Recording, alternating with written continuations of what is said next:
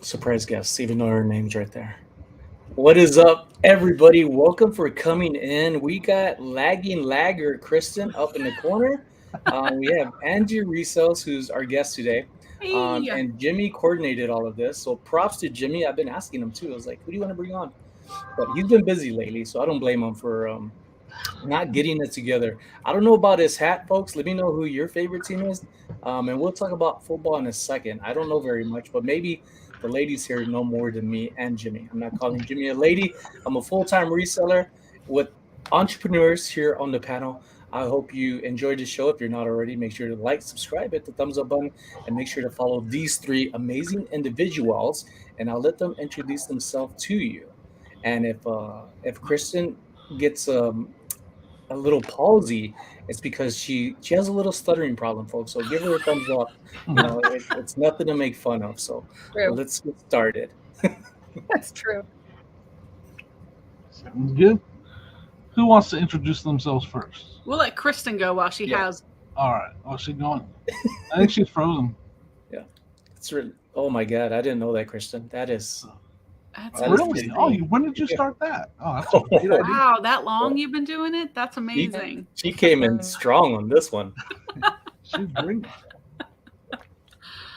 Well, then I'll start. And Self-proclaimed all right, we'll superstar. get back to Kristen. She's writing a book over there.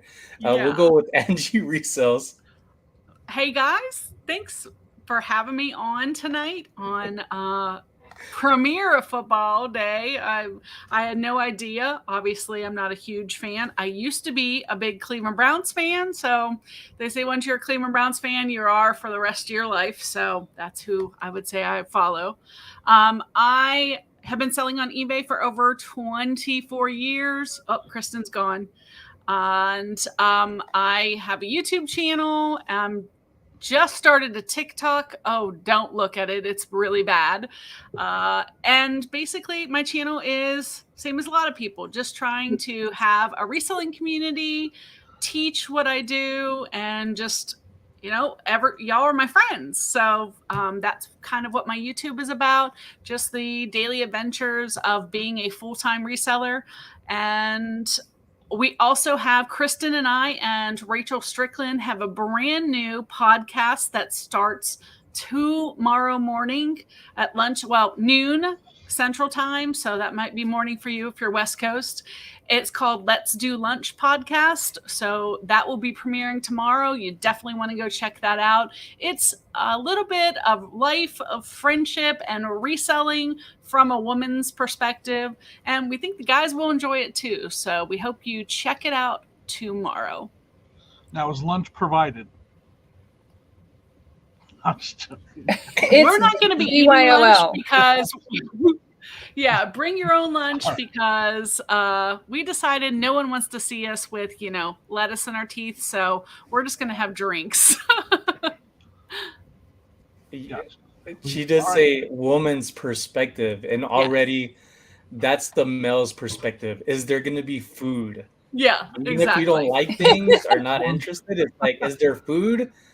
That's the golden ticket if you want to draw in men, folks. But I'm glad, Angie, I'm glad that you said that men and whatever you claim you are, that they'll enjoy it too. Because for me, back in the day, years ago, I started a clothing brand, and there was a couple out there, men and women, and one of the wives started like a women's group, and she was promoting nothing but women, really strong, and I'm happy for her, and it's good. But the way she made it seem is like men weren't invited.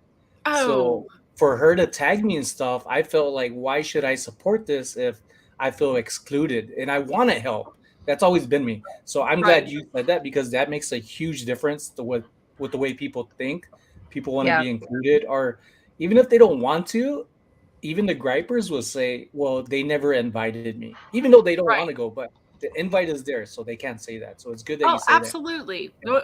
We look at it as there's a whole lot of beardos on YouTube. Yep. Look at you guys.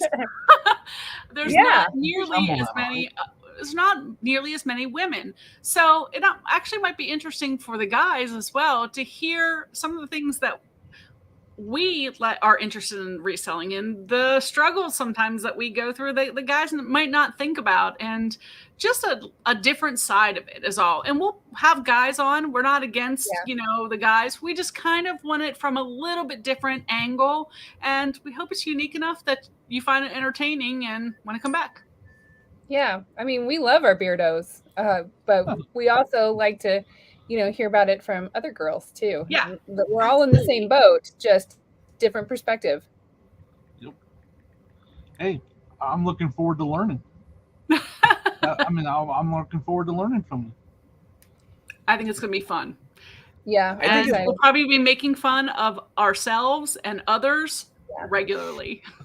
Yeah. I think it's really good to have a woman's perspective. In the military, I used to be a equal opportunity leader, and we used to talk about things like as little as guys, like, hey guys, and if you talk to a crowd that's men, women, them, they, and you just say guys, I now that I've been a civilian after all this time, I'm getting in the bad habit of saying guys to everybody when they're not all guys. Yeah. And I would purposely walk into a room before the sergeants would come in. And mind you, I was a sergeant at the time too. And I would tell them, look, this is an equal opportunity class. And when they come in, your sergeants, and they do their part of their skit, and they greet you saying, hey guys, only answer if you feel they are actually talking to you. So right there and then the sergeants were getting mad, like, hey troop, you heard me talking to you, you're not going to say hello? And it was like, it's an equal opportunity class. Think about what you're saying. Who are you talking to? And some people are fine with it, but some people aren't. And that's the difference between people of how they think and how you want to communicate. So I took a lot of pride in those classes. I've had trained like thousands of people, and just little of me on top of other things. So I think you're with y'all three alone would be a dynamic group to have unique conversations. And I love that it's a woman's perspective, not that the guys like we're gonna do any better, because it's not competition. But I think it's good to learn from women, to understand, especially if you want to be a content creator, is like, how do you talk to people other than just the guys? Yeah.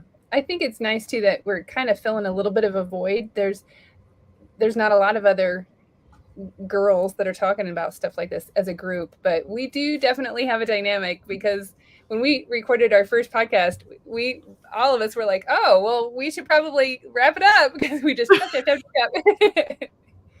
If at any time you recognize somebody in the chat, cut one of us off, even yourself, from saying hello. Okay. Because there's people coming in, and it's good. It's a good amount of people for football that we talked about earlier. So thank you all for coming in. I don't know some of these names, which is good, is because that tells me you're supporting some of the ladies here, or Jimmy, or even myself. Yeah, I like that you I will pop out and let you guys talk about football. I don't know anything about football other than. I know a lot, but I don't want to talk about football.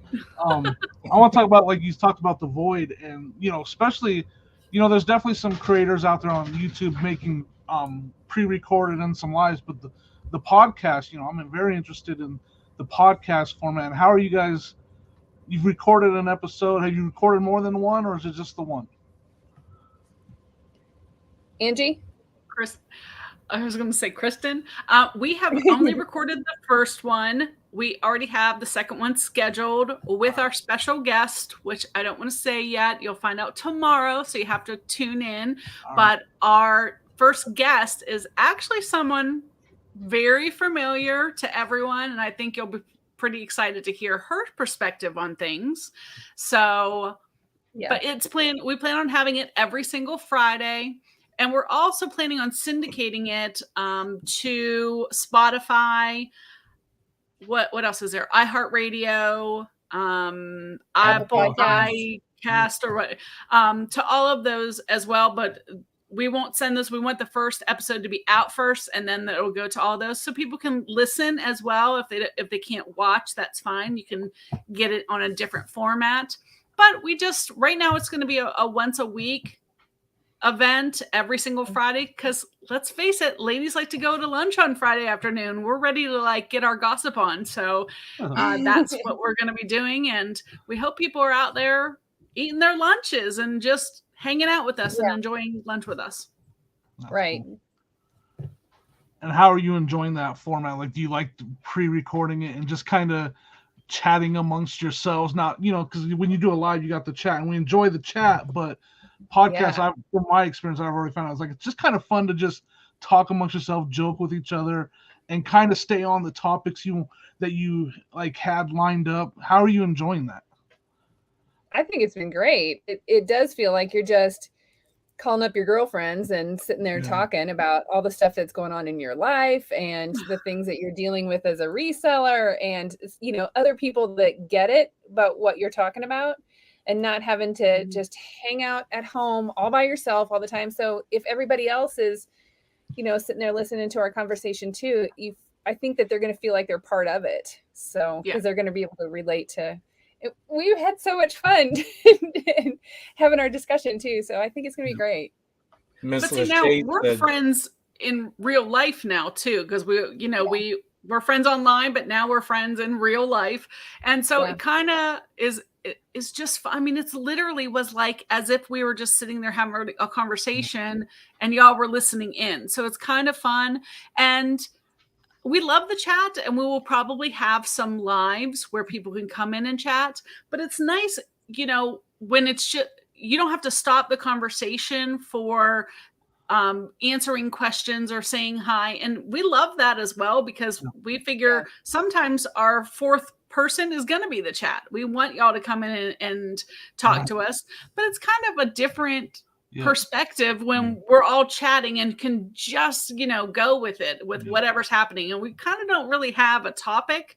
We just go with whatever comes to mind. So unfortunately, there's some things. It's almost like a little mini internal struggle, because you love the chat, you love the lives, you love talking with the people in the chat, but you also really enjoy the podcast and just being able to kind of go with it and talk with your friends and not have to glance over at the chat. So it's like this little internal struggle, because you enjoy both, but there's definitely a difference, right? And Absolutely. That's why I'm usually behind about like 10 minutes in the chat. Right? Well, ladies in the chat, ladies and gentlemen in the chat, put a 1 if you agree with Miss Lachey, if women know everything and we should listen to them, or do men know everything? Put a number 2. 1 if you agree, 2 if you disagree. I don't know that women know everything, but I can't count. Disproportionately more. Hey, Kelly. Hey, Mike Bags Money. Do y'all argue with your spouses with "I told you so," or do you wait for them on certain things, that like a habit of what they're doing? Like, for example, my wife, when she comes home, I wash the dishes like twice a day, every day, right? I do my best to not have my wife do anything for the most part. So there's one thing about dirty dishes. I tell her put everything on the right side, but she always puts her stuff on the left side. And we have I think it's called the farm style or country style sink where it's split in the middle. Yeah. And she'll argue about me about pulling like the coffee Kruger forward because it has little wheels on it. So I slide it forward because if I open it up under the cabinet, I don't want it ruining the corner of the cabinet, because then she's going to blame me. So I always forget to push it in. And she complains to me about that. But when I tell her about her dishes on the wrong side, she throws the biggest fit. And I'm just like, do you want your dishes clean like for today, especially your favorite Starbucks cup? Because we could change what I do and don't do. Oh, there's this. So do y'all have something with your significant others? Well, Jimmy might, but I have been single now for almost 10 years. So there's not a real struggle when that comes. But I guess for me, my difference is where, it'd be nice to have, well, I don't want a spouse, but it'd be nice to have somebody again. But my experience was so bad at the time that I prefer to be single than go through that again. But I would love to have somebody like that sometimes, though, because I do everything. And, eBay for me is my full-time job. It supports my entire, family and our life. I don't have any other income or anything. So I definitely feel it when eBay's going down or, having a bad week, that I need to be working a lot more than probably a lot of women, because a lot of times women resellers have somebody else that is paying, at least 50% of the bills. So, but these guys may have something because they both have spouses. I mean, me and my wife are just, I think we're different. We joke around too much. Like we tell ourselves all the time we have to be careful because the way we joke around, like, would probably make people gasp at, like, how dare you say that to him or her? But that's who we are. Like, we joke around hardcore, and we both dish it out really well. And at the end, we're both laughing. So, like, but that's good. That's wonderful. So it's almost like we even each other out. That's what I think is the most important that we do. Like, we even each other out. Keep each other honest a little bit, and we joke around way too much. Like, sometimes when I'm putting out a video, I'm joking with Sonya at the yard sale. I'm like, hopefully people I hope people understand that. Like, that's just us. Like, we literally we will take cracks at each other all the dang time. That's awesome. What about you, Kristen? Oh, she might be froze. No, she's just speechless. It's a loaded question. Yeah. Kristen is... I will talk to you guys later. Love you. Thank you for letting me crash your party. Okay. Hi, Kristen. She's at a campground, guys, so she has terrible Wi-Fi right now. So. All right, here we go. I got to the voting. Bunch of ones. That's Angel. Angel is Crystal's hubby right here. Bunch of ones. So that means he agrees. Smart man, because she's in the chat. But if she wasn't going to watch the chat, I'm sure he would have changed the answer. Jake has a number 2. All right. I'm kind of in between, tell you the truth. And yeah, just like Mikey, we do think alike in many ways. And that's the thing when people ask you about something, folks. I would say that even though your only option, what somebody says, like a 1 or a 2, you always have the decision to make your own answer. I think that's very valuable as an adult in growing. And 3 is my favorite lucky number, so I'm going to go with Cheryl. So where one squirrel disappears, another one shows up. There you go. Yeah, I think we all always have something to learn. I almost feel like if you feel like you have nothing to learn, then maybe you go to the mirror and have a little reality check with yourself, because we all have something to learn. It does, there's so many different topics and so many different things in life that you can learn, and then there's things you can teach, right? So that's my take on it. Absolutely. That's one thing I've been kind of thinking about lately is what am I in the community as a person, and how is somebody looking at me to be of value of some sort? I don't want it just being entertaining, but I know you can't be boring either, and the best thing to do is be yourself. So would y'all two know what people would think of you, the good stuff of what they take from you? And this is a funny question. It's kind of like asking somebody you care about, like, why do you love me? It's like, because I do. It's like one of those things. It's kind of hard to answer.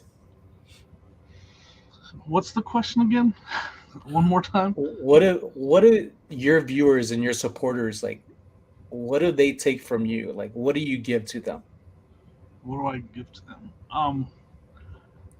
Right now, since I've changed a lot of my format on my YouTube channel, I mean, it's just more of I'm going for a little bit more of a entertainment / just, you can see what to pick. I'm not going to teach you all the ins and outs of eBay. I'm not going to teach you the values of every specific item, but if you watch what I buy, I can tell you that it is selling on my eBay store, and it's your job to find it for the right price. It's your job to find the platform to sell it type of. So, I mean, they're not learning a whole. And then if they watch the just a little shameless plug here, if they watch the Clickbait podcast, they're learning that you can't take me serious at all, because I'm joking around 90% of the time.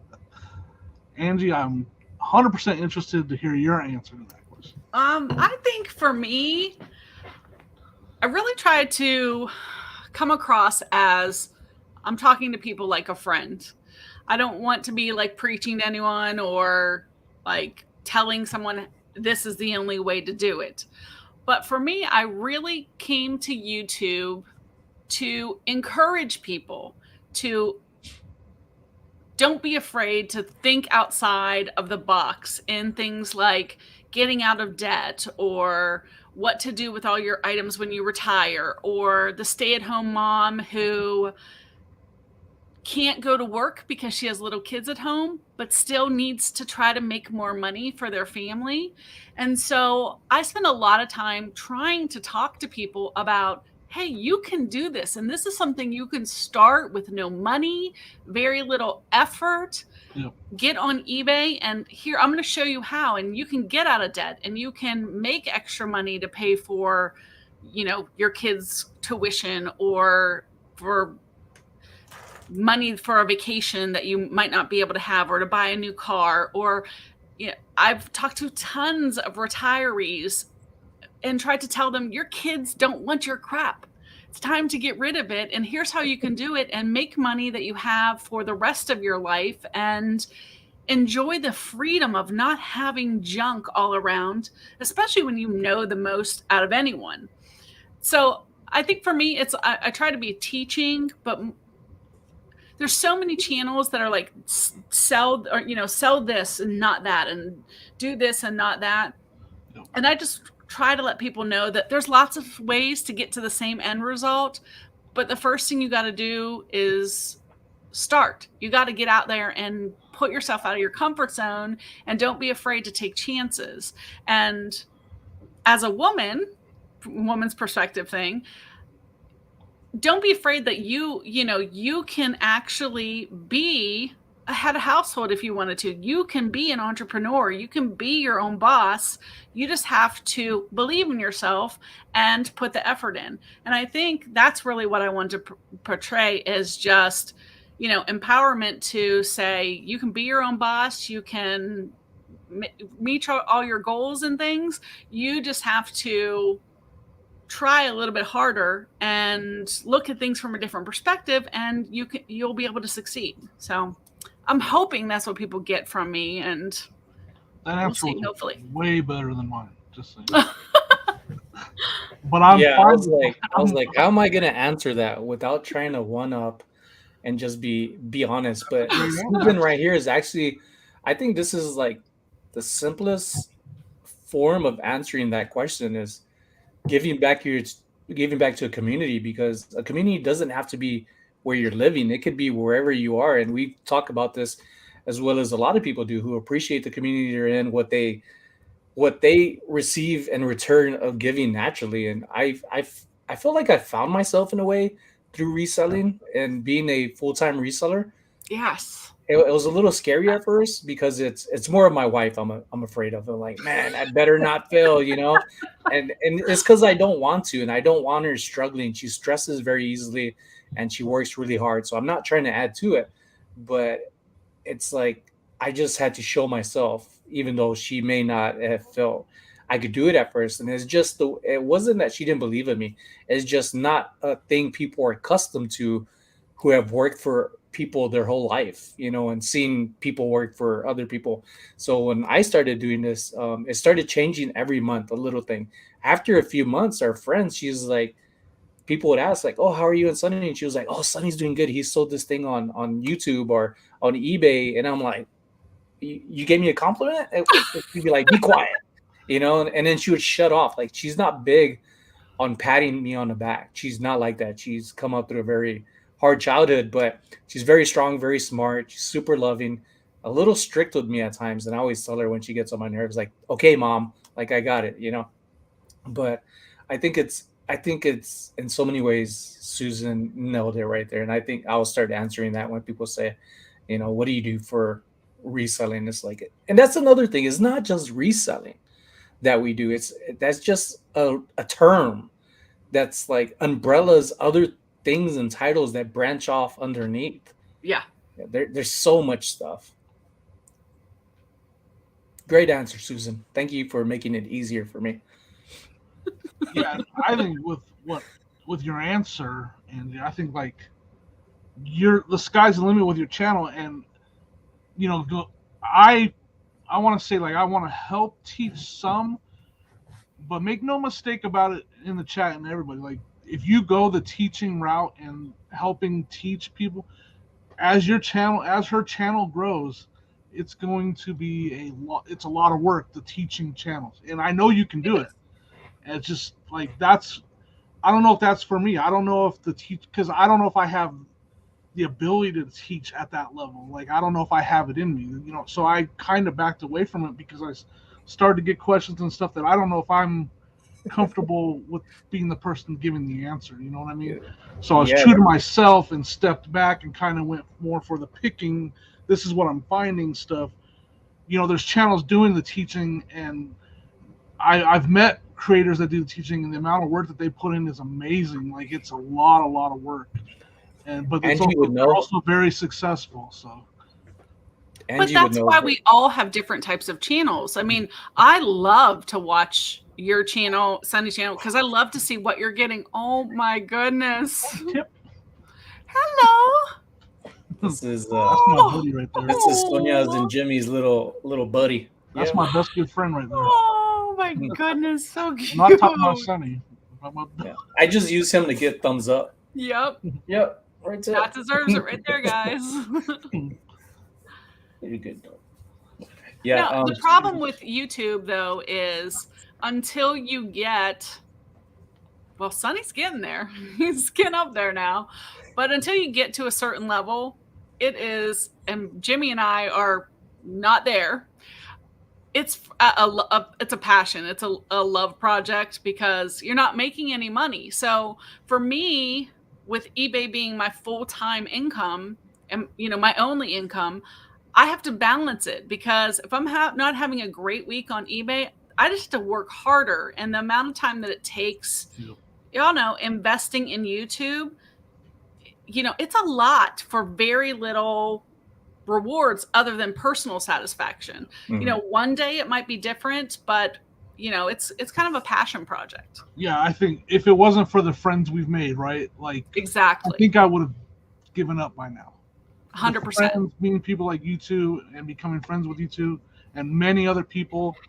Without that, I know for a fact I would have been done a while ago. So that's what's kept me going for sure. And and then you just hope for a little, a little more monetization stuff at the end. And that's not what I'm in for. When I rechecked myself and still stepped back and looked at it, I was like, man, I don't want to lose all my friends, so I'm going to keep going.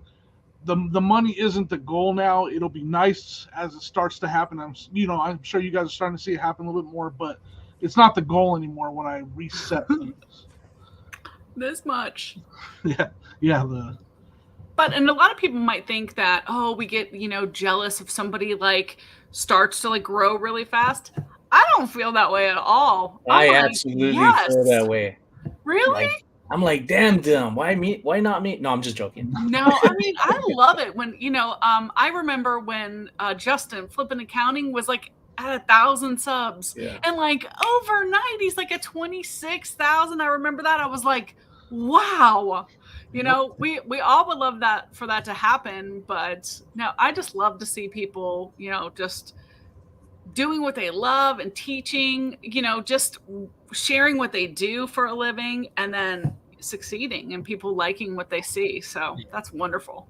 Part of you both feeling like we do teach in many ways that's a lot simpler than saying I'm a teacher teaching you. More of you learn yourself through me and our content. And with that, Miss Lachey, at the end of this comment, she has some stuff that she would love to know more about. What channels do y'all follow that you don't necessarily do, but you want to learn from? For me, Matt Part-Time Pickers, I've probably learned the most watching his channel. Kevin Commonwealth, and Kevin is always talking in his videos. And so from a creator standpoint, I've learned a lot from him too.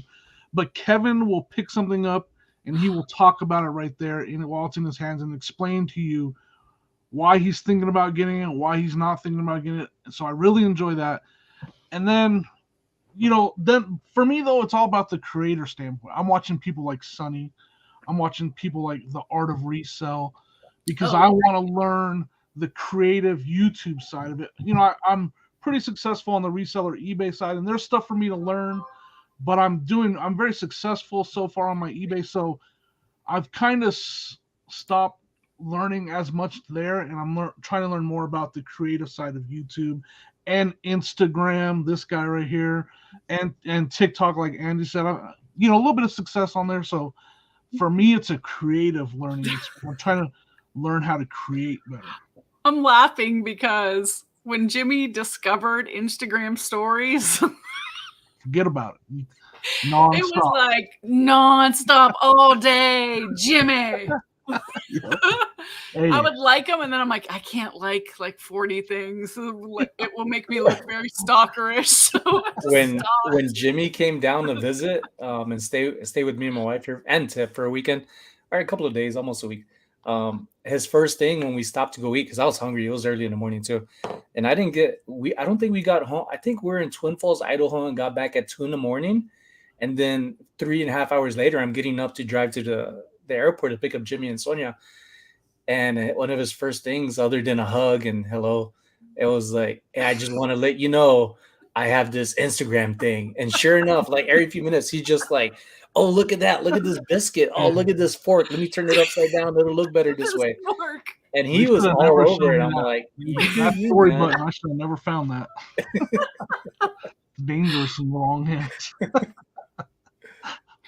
But as far as people I watch, I think I'm a lot like Jimmy, and people who are doing really well at content creation. For me, is I've been selling on eBay for almost 25 years. So, I see like Joey Bada Bing, and I think he's great, but I've been selling on eBay longer than he's been alive.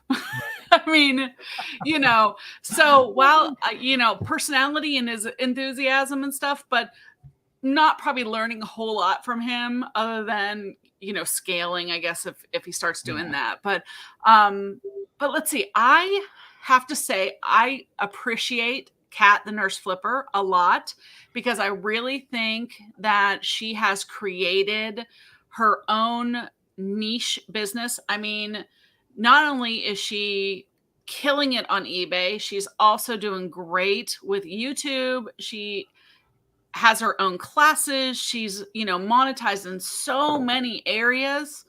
That woman has her stuff together.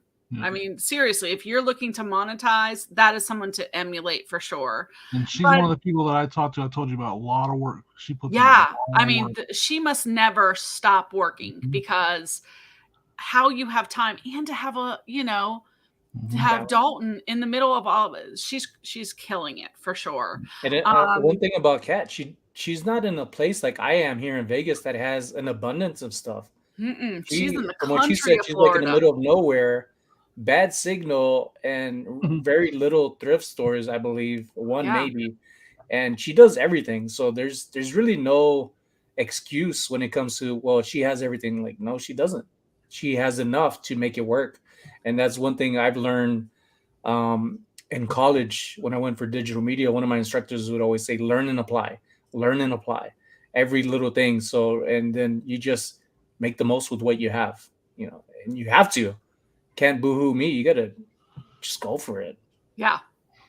Another person I have to say I love their hustle is Philly Flipper. Dude, we don't speak of his name on this channel. Yeah, Paul. Paul's awesome. Yeah. No, he works like crazy. And I really appreciate, as far as his YouTube, he is really trying to up his game. Like, he does the green screen and he pops up, like he'll be showing out of the yard sale and here he is, pops up in the bottom corner, he's really trying to like up his game. I know he's moving and everything, so probably, there'll be some lax, but constantly trying to up, improve the quality of his videos and stuff. And then I met Ashley, Hustle at Home Mom, and wow, she has her act together. And the thing I love about her the most is I don't think I've ever met anyone as humble as she is. I mean, she seems very nice. Yeah. Yeah. Like super, super genuine, and, just works like crazy, and is just the most humble person ever. So, and I like that. I don't think we had to shout it from the rooftops when we're doing great. Just do it, and be somebody who can give back to others in a way that, when you're home alone, you can be proud of your own self. I think that's important. Do the best you can, even if nobody's watching. Exactly. Cheryl is saying she's struggling with creating content. Any tips or advice for people starting or that have done it and feel like they need to kind of step it up a little bit? Just from what has been working for me recently, because it took me forever to figure it out. Consistency, and it's going to take work. Like, put in the work, create the content, and put it out there on a consistent basis. Don't and I'll do my one other thing, because it has to do with the stories that Andy was talking about. Be consistent, put it out on a regular basis. Don't take time off. I mean, the guys that are and gals that are very successful, they will still schedule stuff while they're going to be gone or away, whatever. They have stuff still coming out. So be very consistent. That's worked for me in recent history a lot. My videos are getting way more views than they ever have. And then this other thing, the Instagram stories. Put your face out there for people to see on other platforms. That's why I did the stories. It's kind of little like, so I put my face in the stories all the time, and I talk to the camera, and I can see who's watching those. And it shocks me, some of the bigger channels that are watching my stories all the time. They always watch my story. And so now they know who I am. There's bigger channels out there that are watching my story, and they know who I am now because of that. And it can, in the long run, it can help, and I've made friends that way. So put your face out there for people to see, so they know, they don't just know a logo, they know who you are. So I think that's important. The dog is watching. I'm cracking up. Sonny, the dog is just like chilling in the back watching the stream. Oh my gosh. Yeah, he's always like right there in that spot. What I would say is stop trying to make your videos perfect. The first videos you do, or like when you have very little subscribers, no one is watching those anyways. Very few people. You get better by doing it. Put them out as many as you can, as often as you can. Be consistent. I am the worst about consistency. I would be in a different place than where I am, subscriber wise and viewer wise. But I've had things go on that I've not been consistent. So I'm trying really hard to be more consistent. And what Jimmy said, for sure, like putting yourself on multiple platforms, because that does translate to, a lot of Instagram people will come over to your YouTube and stuff. So that's really, really good advice. But stop trying to make it perfect. At first, you got to get your face out there so people recognize you. And it doesn't matter if you're like beautiful. I used to worry so much. And I was like, I lost like a ton of, a lot of weight, and I'm still chubby girl. But I used to worry like people are going to judge me or whatever. They are not. I mean, I have had nothing but like kindness and awesomeness from this community, and nobody cares. They want to know what you have to say and what you bring to the table, and put yourself out there. Show us what you got, and we'll watch. Yep. Sonny? So, can I grow my hair out? And there we go. What I would say, interesting. I'd like to give advice of things that I didn't do myself that I wish I would have. I wish I would have created an intro video and just had that set there for like a year. And as I start, I'm doing this recently now, what I'm going to say next. The videos have been getting views on mine. My recent one, not so much, I think, because it's a voiceover. But that happened. Sometimes you get a really good views, and then the next time it may not be as good, or it might be even better. But what I've been doing at the end of the videos, the last 2 videos, is saying, this video needs love. This is my video. This is me 5 years ago. So that way people could see how I've grown, and not, oh, here's SonnyLasVegas. He's came out of nowhere. And I haven't. I've been doing this. I've been reselling for 5 years. And I was doing YouTube videos before what I have right now. I had another channel, and I started because my brother wanted to see Hawaii but not fly there. So he said, hey, can you get a GoPro and just put it on YouTube? And I wish I would have knew more about niching down and understanding more about YouTube, because I'd probably be a lot bigger. But things happen for a reason. And when I got into reselling, I started seeing other people do it, and that's where I started learning from, and then through my own experiences as well. So I would say intro video, and if you want people to watch your views, introduce yourself, let people know who you are, and tell them I'm trying to reach a goal of say 50 subscribers. I'm trying to get this video to 20 thumbs up. Say this stuff, and you may feel like, oh, I'm tired of saying the same thing.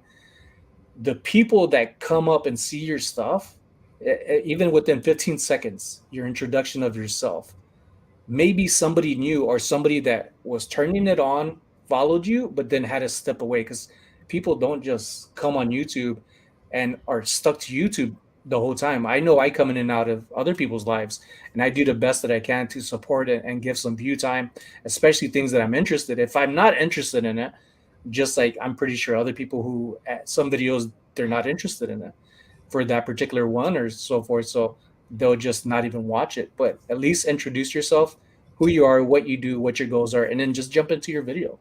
But do it your way. Like, just have fun doing it. But your advice about asking for people to subscribe, asking for the likes, things like that, that's really good advice, because I am guilty of loving people's videos and forgetting. But if they say, hey, make sure you give us a thumbs up, I'll be like, oh yeah, let me do that. So speaking of that, is there anybody inside the chat right now? And to be honest, it's not like we could do anything to you, and it just happens. We forget at times. Any of y'all not hit the thumbs up button until we mentioned it, and you're like, oh, I should hit it all the time. Matter of fact, I'm gonna do it right now. I just Derek at Vice Grip Garage is doing really well. YouTube, God love him. He worked very hard. Very proud of him. That's nice. I don't know who that is, but I'm gonna check it out right now. Vice Grip Garage. Just real quick, I'm gonna drop the link to Angie, Rachel, and Kristen's new podcast. If it hasn't been dropped yet, I'm going to drop it real quick. This is the new podcast that they are doing. I did experience resellers and content creators that you can learn a lot from. So go check that out. Premiering tomorrow at noon Central Time. I did give that account moderator status, so they could add it. Yeah. Froggy Flips, I'm speaking of moderator. I believe I'm still a moderator on his when he just had I think less than 1,000 subscribers, maybe just a few hundred. Yeah, when he happens to have a live, when I go in, I'm like, oh yeah, that I am a moderator. I don't know if he took it off now because it's been a while since I've seen him live, but I still like his videos. That's awesome. He's definitely huge. I'm reading this latest. Yeah, I'm way behind. That's a question. Oh, we got a question. Thanks for highlighting it, because I would have probably missed it. Carol B question: if I send out 30% off coupon to my customers on eBay, but I have 30% off sale on my store already, does that mean the customer would use a coupon potentially to get 60% off? I've never used coupons, so I can't answer that for sure. It sounds like they might, though. Yes, they would. Yeah. Now, if you say you have 30% off and you send them an offer for an extra 5%, then they can't use the coupon. But Carol, rather than you do 30% off sale, I would much, much rather see you do 10% off and use promoted listings at like trending or trending plus 2%. I actually do trending plus 3% and usually run a 10% off sale. And, I sell usually I'm at 1% sell through, which is, really good. That means I'm selling about 30 items a day. So rather, you can do the big sales and things, but that's still not putting you at the top of the search.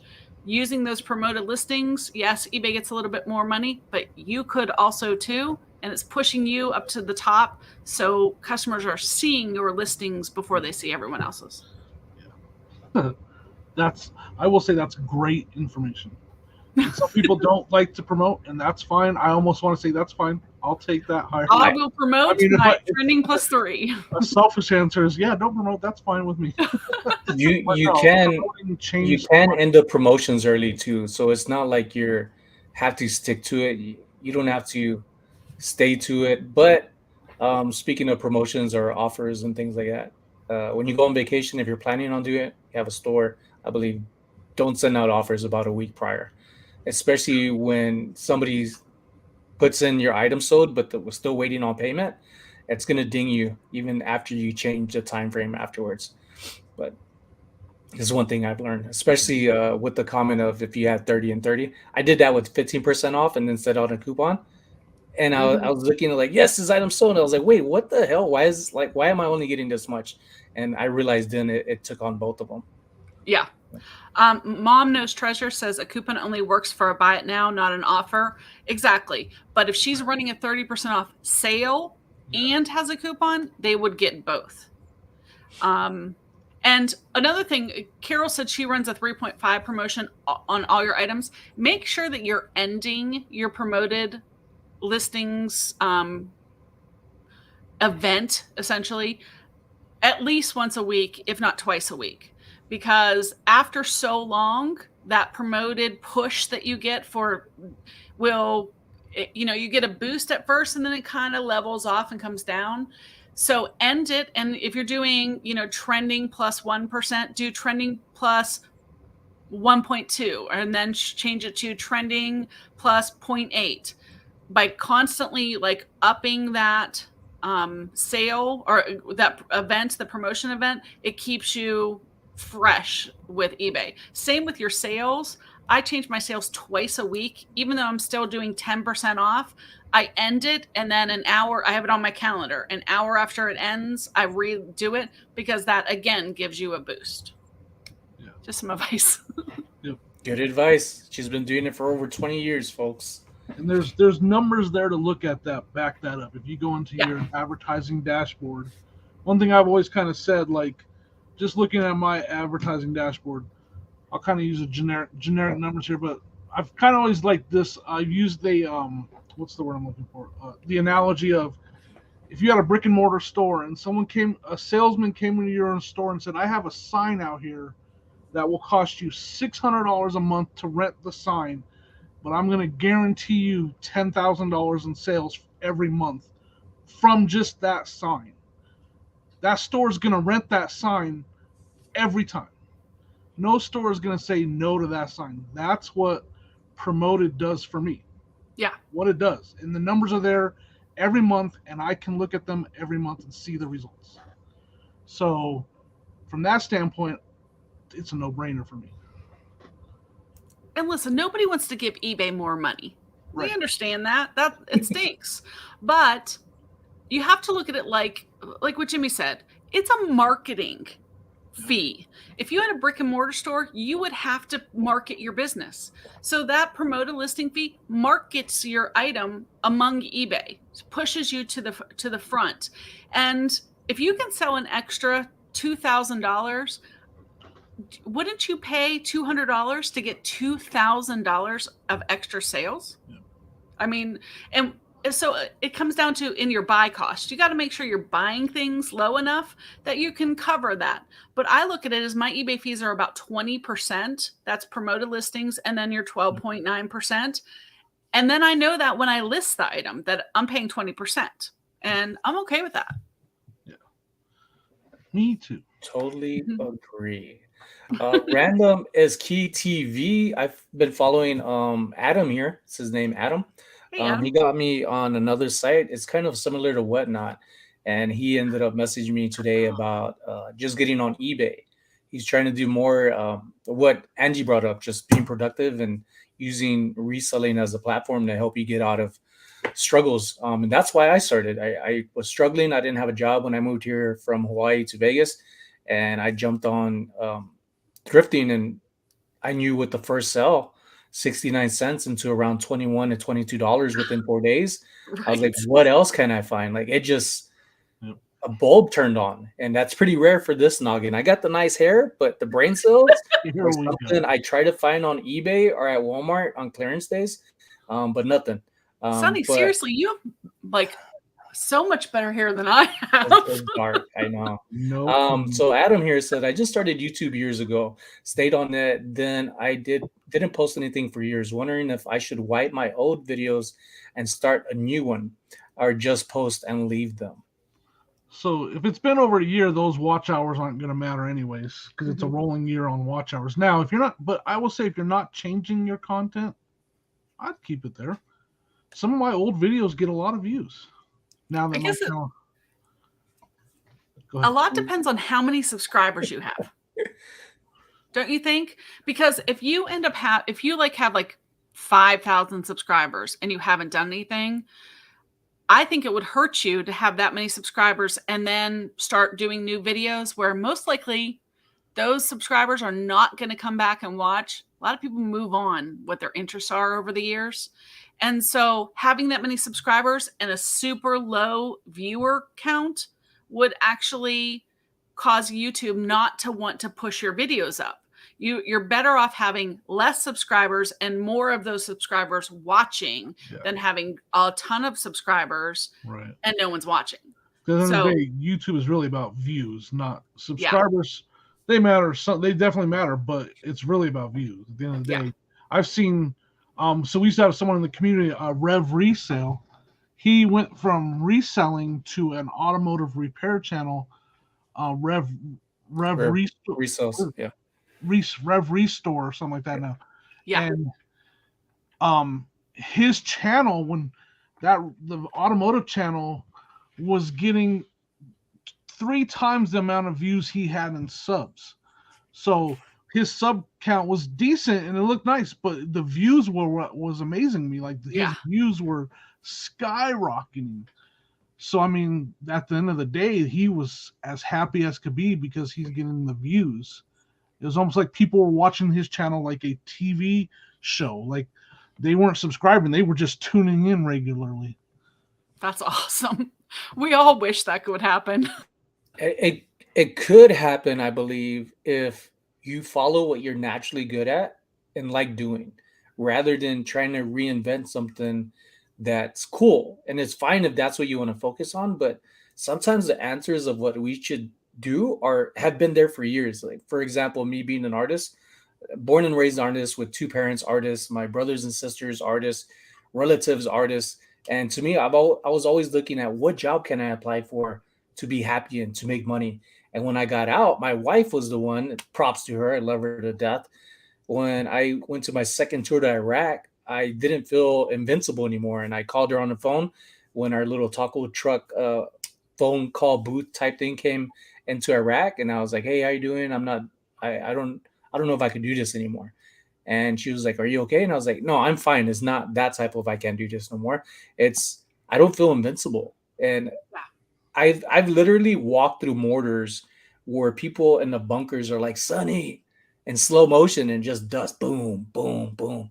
And I'm just like, I'm untouchable. Nothing's gonna hurt me. But when that got away from me, I was scared to death for once.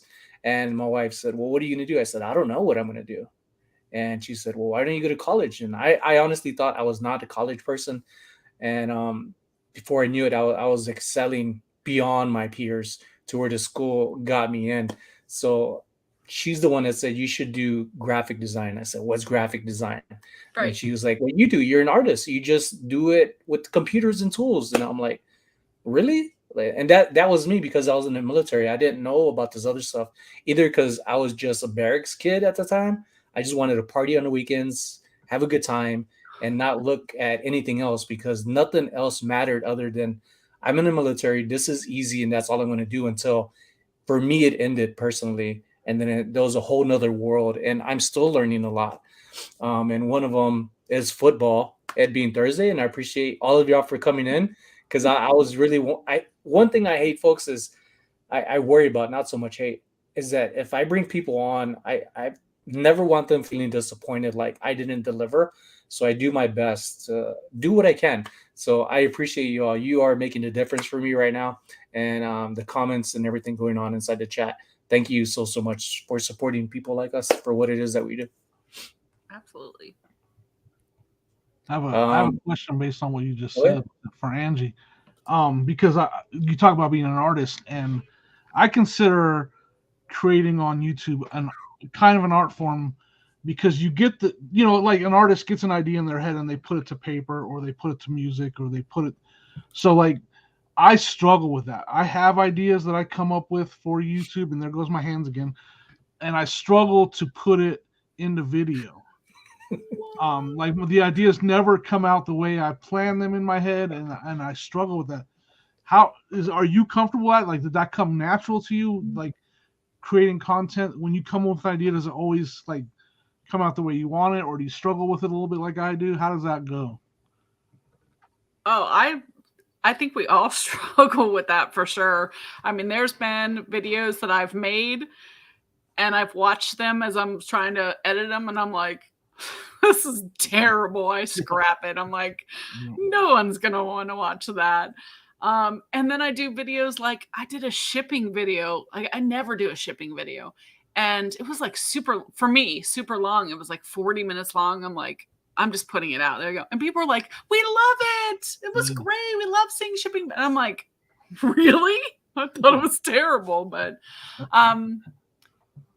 yeah, my problem is I see like people like Sonny out there like constantly with his, GoPro ready to, and like Kristen filming everything. And I don't know what it is. I just don't seem to capture the things that they're capturing. The footage is my biggest struggle for sure. Yeah. And so in my house, and when I have all my things and I can plan it, it's great. But like the action footage at yard sales and whatever, I'm awkward as heck.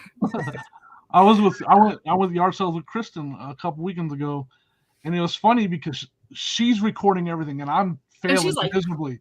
Like I have my GoPro and I get the yard sales, but like it was kind of funny because she almost got into the wrong car because she was so focused on recording, and she had the camera up, and I was like, what's she doing? She went around a car and she almost went into the wrong car because she was so. But then I'm like, get it, Kristen, because you're focusing so much on the content, and I'm failing miserably at this. See, I'm the same way. Yep. So I envy people like Sonny and her that can just put it out there and like they're just super comfortable. But surprisingly, a lot of resellers are introverts. I'm like an introvert in real life, so I can talk on here. It's fine. I'm sitting in front of my computer, but like to go out and like talk to, I'm like, I don't know if I could do that. I'm definitely an extrovert, but I am shy when it comes to certain things. Some days I just flow and nothing.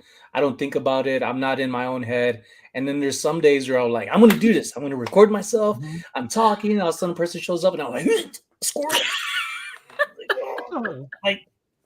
like my heart is in my throat, and I can't breathe. Like, oh yeah, okay, babe, I'll call you later. And it's like nobody's on the phone. Like, why are you doing that? Yeah. And then I tell myself, like, who are these people? Not to be mean, but they're nobody to me, and people will always judge, just not out loud for the most part, for their sake. But it's just like, you just have to, like anything else, continue to try, and you build a comfortable tolerance to do it. But I still get shy at times. The flea market, not so much, because people are walking around talking, but sometimes there's also the vibe of somebody that deters me from staying comfortable. It's like more of cautious and being respectful, or I'm not going to record, just to be on the safe side.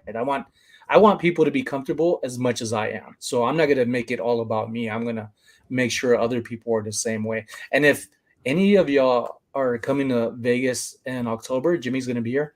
I am going to have a birthday party and inviting people over to my Casa de la Creme. Nothing crazy, hamburgers, hot dogs. Going to have some shrimp because not everybody eats meat. And some alcohols. So it's gonna be alcohols. Yeah, alcohols. And I'm inviting friends that are here in Vegas that I've worked with, and pretty much family. And I would like to have them get to meet my friends from YouTube. So it's kind of a get together for me. If they can't make it, it's fine. But I know I'm going to be toasting it up on the 11th. That's awesome. Yeah. Because our YouTube friends are our real friends. I mean, but they don't know this. Very, very few of my friends have the time to keep up with me. but they know that I've talked about this when I work with them, and when they do see me, they're like, "Hey, I got to see your video. Like, amazing, congratulations!" But this question, I've thought about this. Have y'all? At Ex Bootlicker, love the name. Can you imagine advertising your eBay store on a radio station? Dot dot dot dot dot dot. Hang on. Dot dot dot dot dot. You would go for a ride. Dot dot dot dot. No, I can't imagine that. I don't even. That's why what Angie was talking about makes so much sense, because I couldn't imagine trying to actually, I'm thankful for, I love my partnership with eBay because they promote the stuff I'm selling and I'm happy for it. Well, I could definitely not do live radio, because what y'all see is the finished product when you put out a video. There's plenty of times I'm like, yeah, and I saw this. What the heck? What? Oh, this is the worst video ever. Okay, take 2. Take 5. Yeah. Yeah. Some days it's good. Some days it's like. Some days I'm like smiling and I'm, and then I like to have a break and I'm like, oh, this is never working. I'm just not even doing this today. Forget it. And you just keep going. You try your best. So I've thought about, not for me. I've thought about this, not so much on the radio, because it would be like I'm advertising eBay rather than myself. But if I did have like my own website, then I would do it and say that I'm a reseller and whatever title I want to throw in there. But I've thought about this on when I go to the stores over here, grocery stores, Albertsons and other grocery stores. When I turn over the receipt, there's advertisements on there. And there's a little section saying, hey, your name could be on here to promote. Or even the movie theaters saying, hey, this could be your ad section. Contact us. And I was like, man, that would be cool. But if I show up and it plays and my wife's with me, she's just going to like duck down and sink inside her seat and just be like, are you serious? And I'll be like, yeah, it's money well spent. It's good for the Instagram stories. So I'm thinking about it. Well, there you go. That would be interesting for sure. You got to think big, folks. And as one thing about eBay, or just as a reseller, not just eBay, because there's other great platforms out there. And now that I'm on this perfectly, I've been making some really good sales for things that have been on eBay for a while that they didn't get anything, and now they're selling. But damn it, I lost my train of contact. Oh, well, moving on. Maybe I'll remember later. It happens. Happens to the best of us. Proof right there. Yeah, and I am not the best, folks. They are better. Sonny, you should make a video of Jimmy's telling a story and all the karate sounds. That would be fun. Okay, I would totally watch that. I'm putting my right there behind my back now. The thing about creating content, there's so much good ideas, but it's really hard to do it yourself. If you had somebody, then they could capture what you want to do and walk, and it makes a huge difference. As of yesterday and today, I was able to. I got a wireless Blue mic, and I was testing it yesterday, and then last night for the video, or the night before, I edited it, finished it like around 2. It comes out tomorrow, I think at 12 noon. And the wireless microphone, I didn't take the plastic off the little microphone. So in the video, I'm like, man, this is okay. It came out, it's like Charlie Brown and the Peanuts, all the Peanut characters. So when I got home, and I was just like, are you kidding me? And I was like, please let it be okay, because then it's not that I didn't find anything, and that's all that matters, is that I find stuff that I could sell. Content is just something I want to do aside from it. I'm not obligated to do it. I enjoy doing it, and it has been helping me create some opportunities of things I didn't do before or think of until Carry American Arbitrage. And Kevin Commonwealth Picker messaged me, and Dave a while back. They're like, keep doing what you're doing. Like things will happen for you, but you got to be consistent. And that's one of the big things Carrie talks to me when we see each other in person, is be consistent. Continue to improve when it comes to that. Yeah, continue to do it. And he tells me what's going on for him. He shows me and tells me, and I'm just like, and he says, that could be you one day. This could be you. Just do it. And it's pretty unique that you could work for a company and you got to work in their standards and their rules and get to a certain point and then be considered to even get the position. They're like, no, we give it to somebody else. As a reseller, you could upscale or downscale on your own terms. You are the boss. There's no pointing fingers at anybody. Even if things don't work out, you just learn from it and you move on. And we just so you know, we just got a super chat from Erin, the best offer queen. She sounds familiar. Yeah, the best offer queen. She's here in Colorado Springs. Yeah. Anyone named Queen, love that. She's awesome. Queen. Yeah, Erin was killing it on her channel, and then the baby came, and she was like, "Family first." That's so right. much respect. That's what you got to do, folks. Do what works for you. I know you do. You have the link. Some funny TikTok comments out of all places. She'll go jump on and my TikTok videos and say something. I'm just cracking up. Like, perfect timing. She always lifts my day. Really good people. Had a really good show. Thank you, Erin. I appreciate it. Y'all know what's coming up next, folks. We got a video for you as a show of thank yous, mahalos. Super chat. I love it. So is there a link to get your merch? There is. It's in the description. It's merch by Amazon. It is an affiliate link. I just created some new t-shirts.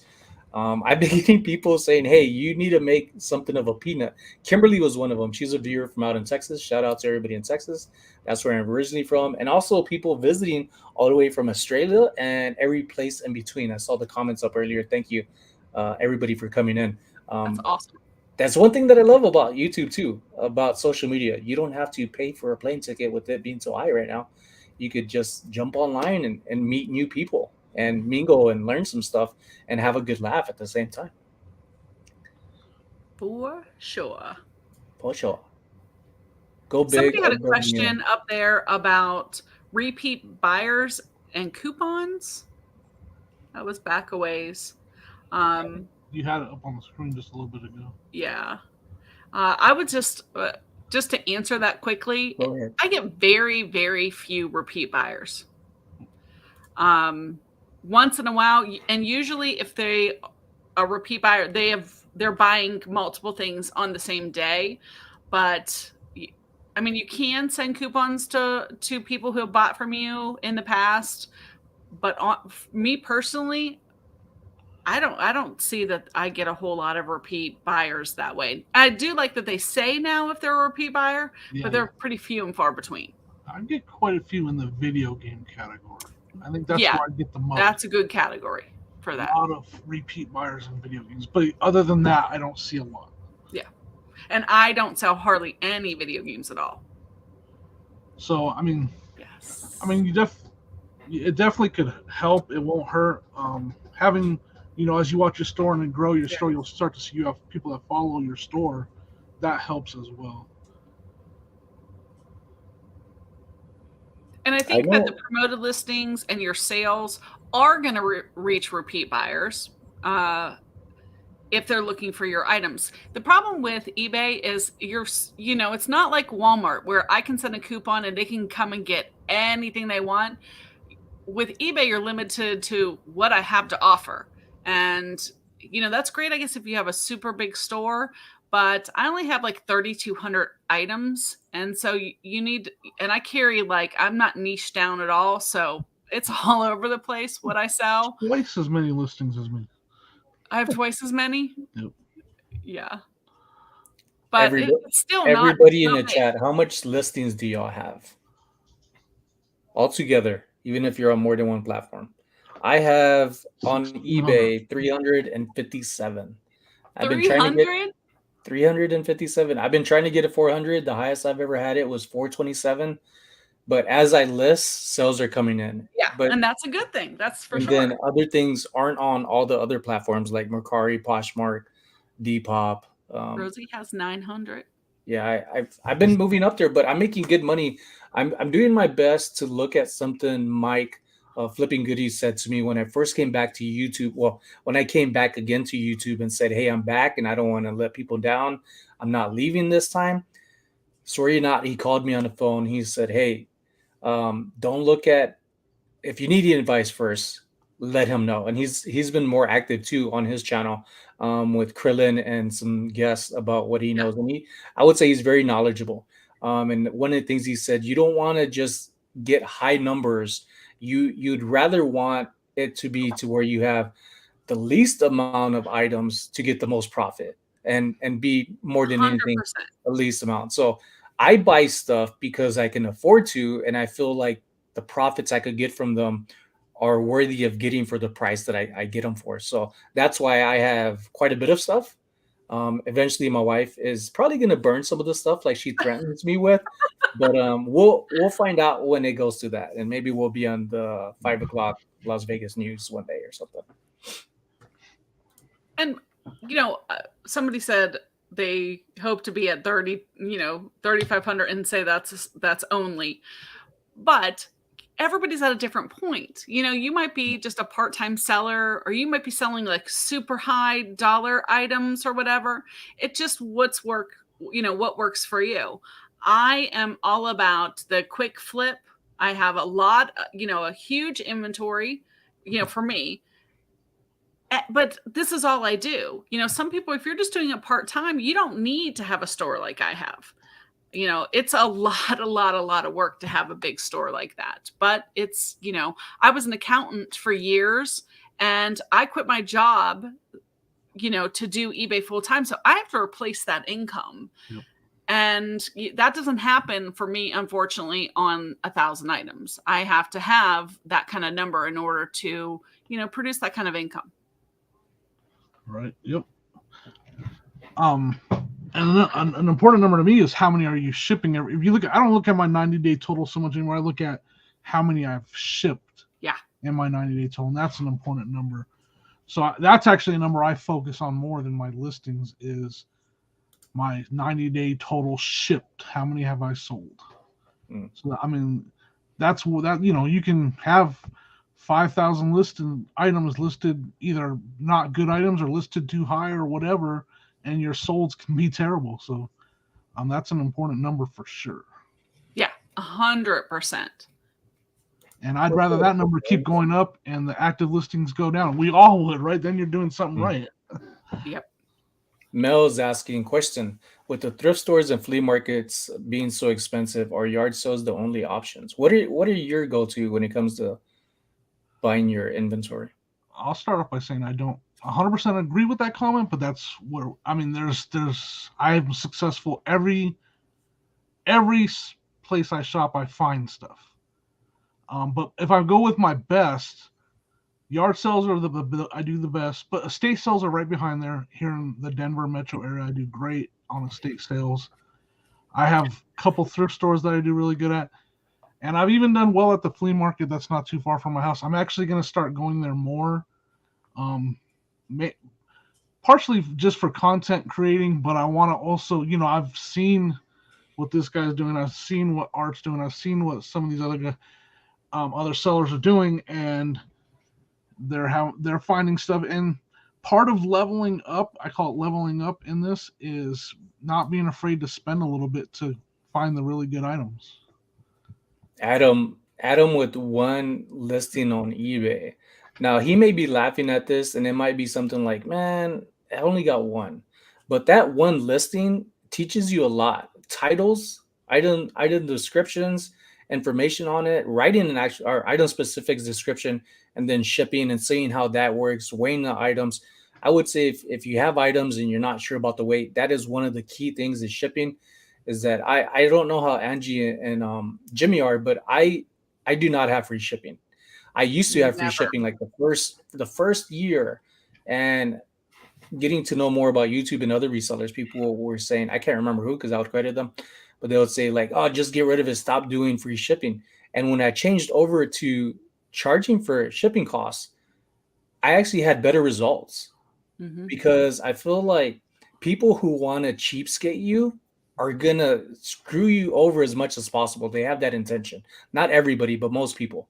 And for people who know the value of what they're looking for it and they're gonna pay for it. And if they feel like they could get just a little off, like say $5 off of a $50 item that I got, for an example, $3 to $5, why would I not say yes?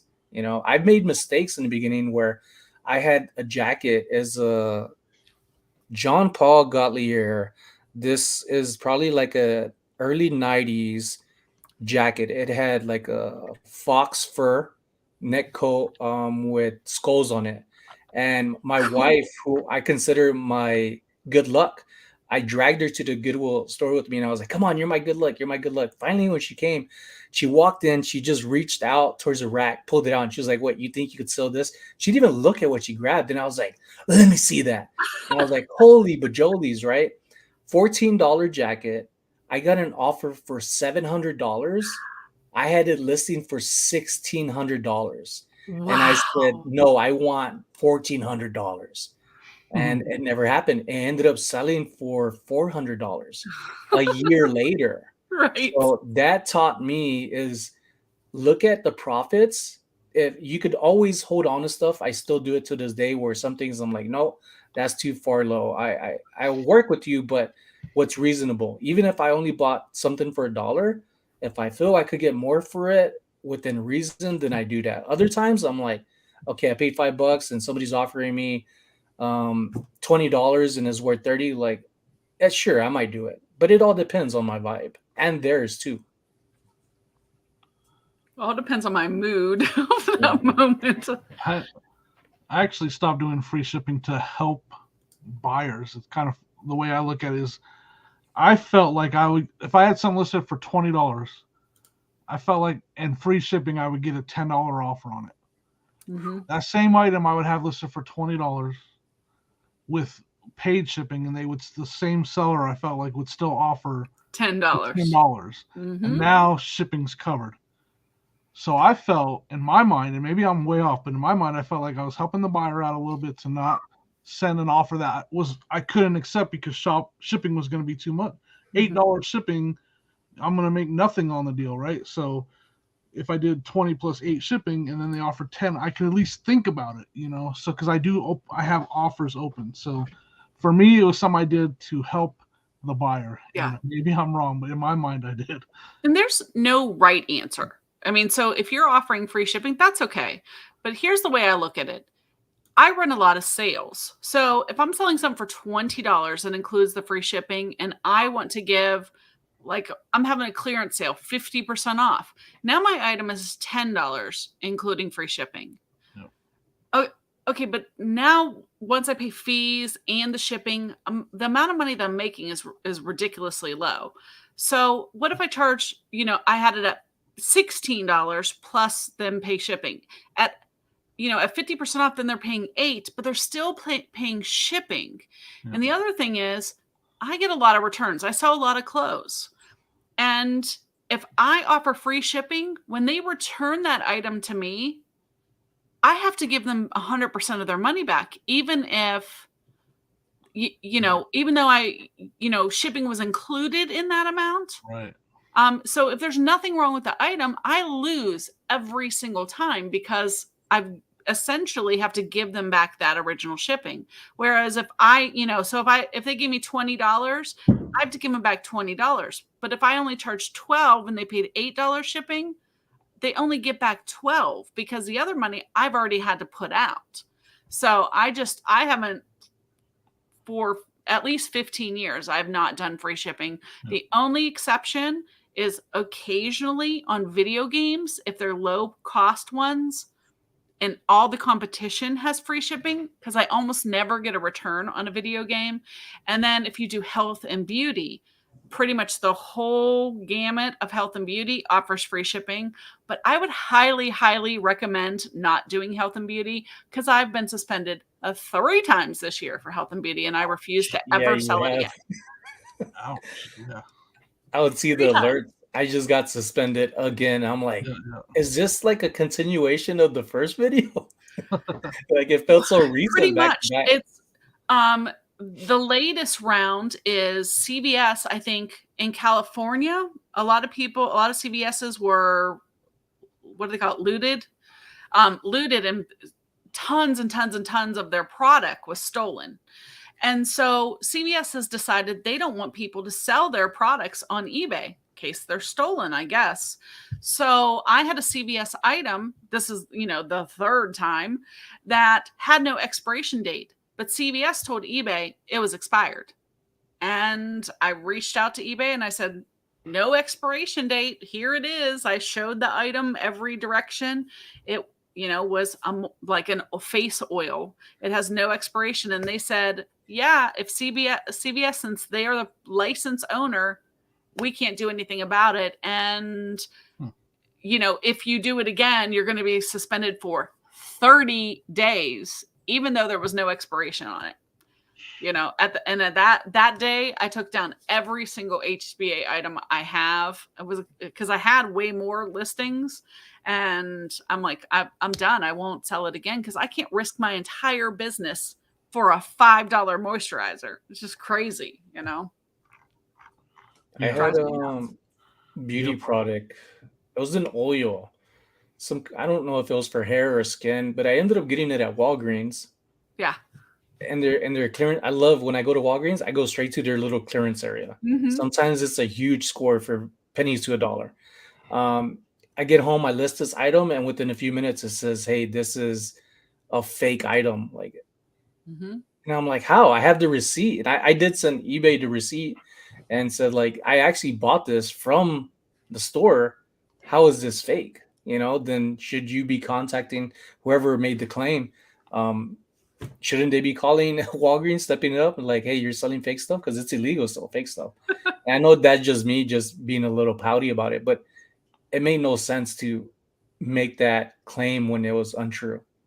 Well, but I'm glad it was just is they can't guarantee the authenticity because of the chain of custody. Like, what if you opened it up and poured poison in there? I don't know. Like, you changed it in some way. And because you're not an original retailer that is authorized, that's why they can do that and say, even though it is, the official product, too bad. They don't care. And my problem is, why is CVS selling their items at liquidation if they're not allowing people to sell them? They really think once they get them. One person's going to use that much. Yeah. I mean, so I guess you could sell it at flea markets, but they don't want anyone to sell their products online. Yeah. I don't know. I'm a little bitter about the whole HBA. I would be too. And Cheryl was saying, once you're on eBay's radar, you need to walk the straight line. So right. With the things that you've had with yourself, Angie, that we kind of a glimpse of it gone over. Did you feel talking about it on YouTube would be like, oh, I need to watch what I say? Or did you just say what you needed to? No, I said what I needed to because, the first one I did where I said I was suspended on eBay, the one was my fault. Now I didn't know, and I'll share with here. I was selling melatonin products, perfectly legal here in the United States. But what I didn't know is melatonin is by prescription only in the UK. And because I had global shipping on it, I was going against eBay's terms and conditions. Well, I had about 100 melatonin items. So when they took down one, sent me a warning. They took down another, sent me a warning. Now they get to item number 10. They're like, you're suspended for 3 days. Item number 20, you're suspended for 7 days. All within 30 minutes of each other. So, I mean, it was like a no-win situation. And I'm like, what are you talking about? And here I didn't realize. Yeah, I'm like, back the truck up, what's going on? And by the time I got a hold of somebody, they were like, we can't do anything about it, because this is illegal. And I'm like, but you knew it was illegal. Why would you allow me to list it? If you already are aware of that, shouldn't there be something in the eBay process that says, hey, this item is not allowed global shipping? Done. I wouldn't have listed it that way. And so, yeah, I did a video like as a warning to people, but also as a, hey, eBay, maybe if you did something in your system, like don't let people list Beachbody if Beachbody's going to get them a Vero and get their account suspended. We don't know that unless we hear it on YouTube, because eBay is not being completely, upfront, from the beginning. They know what products. It would be simple. You can't list illegal products on Amazon. So I'm sure if Amazon can track it, so can eBay. Yeah, I've been saying that for a couple of weeks now about I wish eBay would have some kind of system to filter if you're plugging in something and before you submit it, that it would kind of screen your info and then say, hey, you can't sell this, or might even come across that you're just using a keyword that isn't a word you're supposed to be using to help you Yeah. before it's worse than a slap on the wrist and they go to suspension. One person getting off of eBay for a suspension in a few days, some people may think like eBay's huge, they don't care about it. But if everybody's doing the same thing, because there's only so much things in the world and they're all kind of similar, it does affect them too, which is another thing about like the price drops of like $100 item and somebody's like, hey, I'll give you $5 for it. Like, come on, eBay. Do you want a cut off of $5 or do you want a cut off of $100? Yeah. I would be looking at stuff like that just to help out. The more we're able to do in good terms with policy, not that it's a free for all, the better they do. I would say it Yeah, goes hand in hand. absolutely. Customers, resellers, eBay business. So, I think it's important for, YouTube content creators, when stuff like that happens, you have to put it out there. People need to know. And if somebody does, I had hundreds of people message me and say, we had no idea we're taking off this HBA and that HBA, because they had no idea. And eBay just decides to one day pick you. You're it today. That they decide that they're going to come after. And somebody said, once you're on their radar, they are on you. So you have to be super, super diligent after that to make sure you are not doing anything that's even gray area. That's why, one day I took down 300 other items that were health and beauty, even though they had no expiration. They were all good. I had no problems, but I'm like, I just can't take any Just chances. one chance. Yeah. Let's get to this question and then we'll get to the one that I have highlighted. Cheryl, Angie, your suspended videos, were those your best viewed videos? Yes, people love other people's mystery. So Yeah. I think I got 25,000 views on that video. Yeah. Oh, that's good. That is really good. Jimmy, do you think drama sells better for views than the good guys that we are? Do we need to be rebels like Angie and go find some items that never expire? Yeah, just get your account suspended over and over. That'll work. I think it. I mean, I do. I think it doesn't hurt. It's if you want to go that route, it doesn't hurt. I mean, but you can also be successful just sticking to. I think sticking to the content you want to create can do just as well. But it can give a boost. Let's put it that way. It can definitely. I mean, I saw. Me and Angie, we talked about it. Like I told her like I saw the spike from that video. So it's a nice little. It can definitely give a boost. There's no argument there, and if you do it the right way, there's really nothing wrong with it in my opinion. Yeah, my best video is a recent one, kind of the one with the thumbnail that she hit us. This lady ended up hitting Mikey Bags of Money's cart with her cart, and it was intentional. And what people don't see on my end is that they see where she kind of tips my cart, but she actually hits my elbow pretty good. Not painful, but it was intentional. And the bar that's on the cart hits my head, and it like for me, I felt like, oh, I moved, but in the video, I don't move very much, Yeah. But it was just one of like it's probably my best viewed one. So I'm kind of like wearing a sign on the back of me now, like, hey, please hit me. I'm recording for the views. It hasn't worked yet because they're like, nah, this guy's crazy. He's gonna sue me. Happy Kitty out from Canada. Hello, everybody. Shout out to Canada. She's saying, hello, everyone. Hey, Sonny. I would like to know why you don't post daily like the niche lady. I look every day, but no available videos for me. So Danny has a powerful team under her to where she has assistance from her family and friends to be creating content and for her to do what she does. Plus, Danny has like I think 20 plus years experience in what she's doing. She's pretty much mastered it, and I learned a lot from her. And for me, I have my fur baby, which needs a lot of attention. Multi poos, any type of poodles. I'm going to say 99% of them are clingy. And when you have a clingy wife that matches that, then I get very little space. We have a California king bed, and it feels like I wake up on a pillow and not on the bed. So with that, I have little breathing room. And when I wake up, she's coming home from work. I cook breakfast. I end up cleaning the dishes if I had like a late meal last night for myself.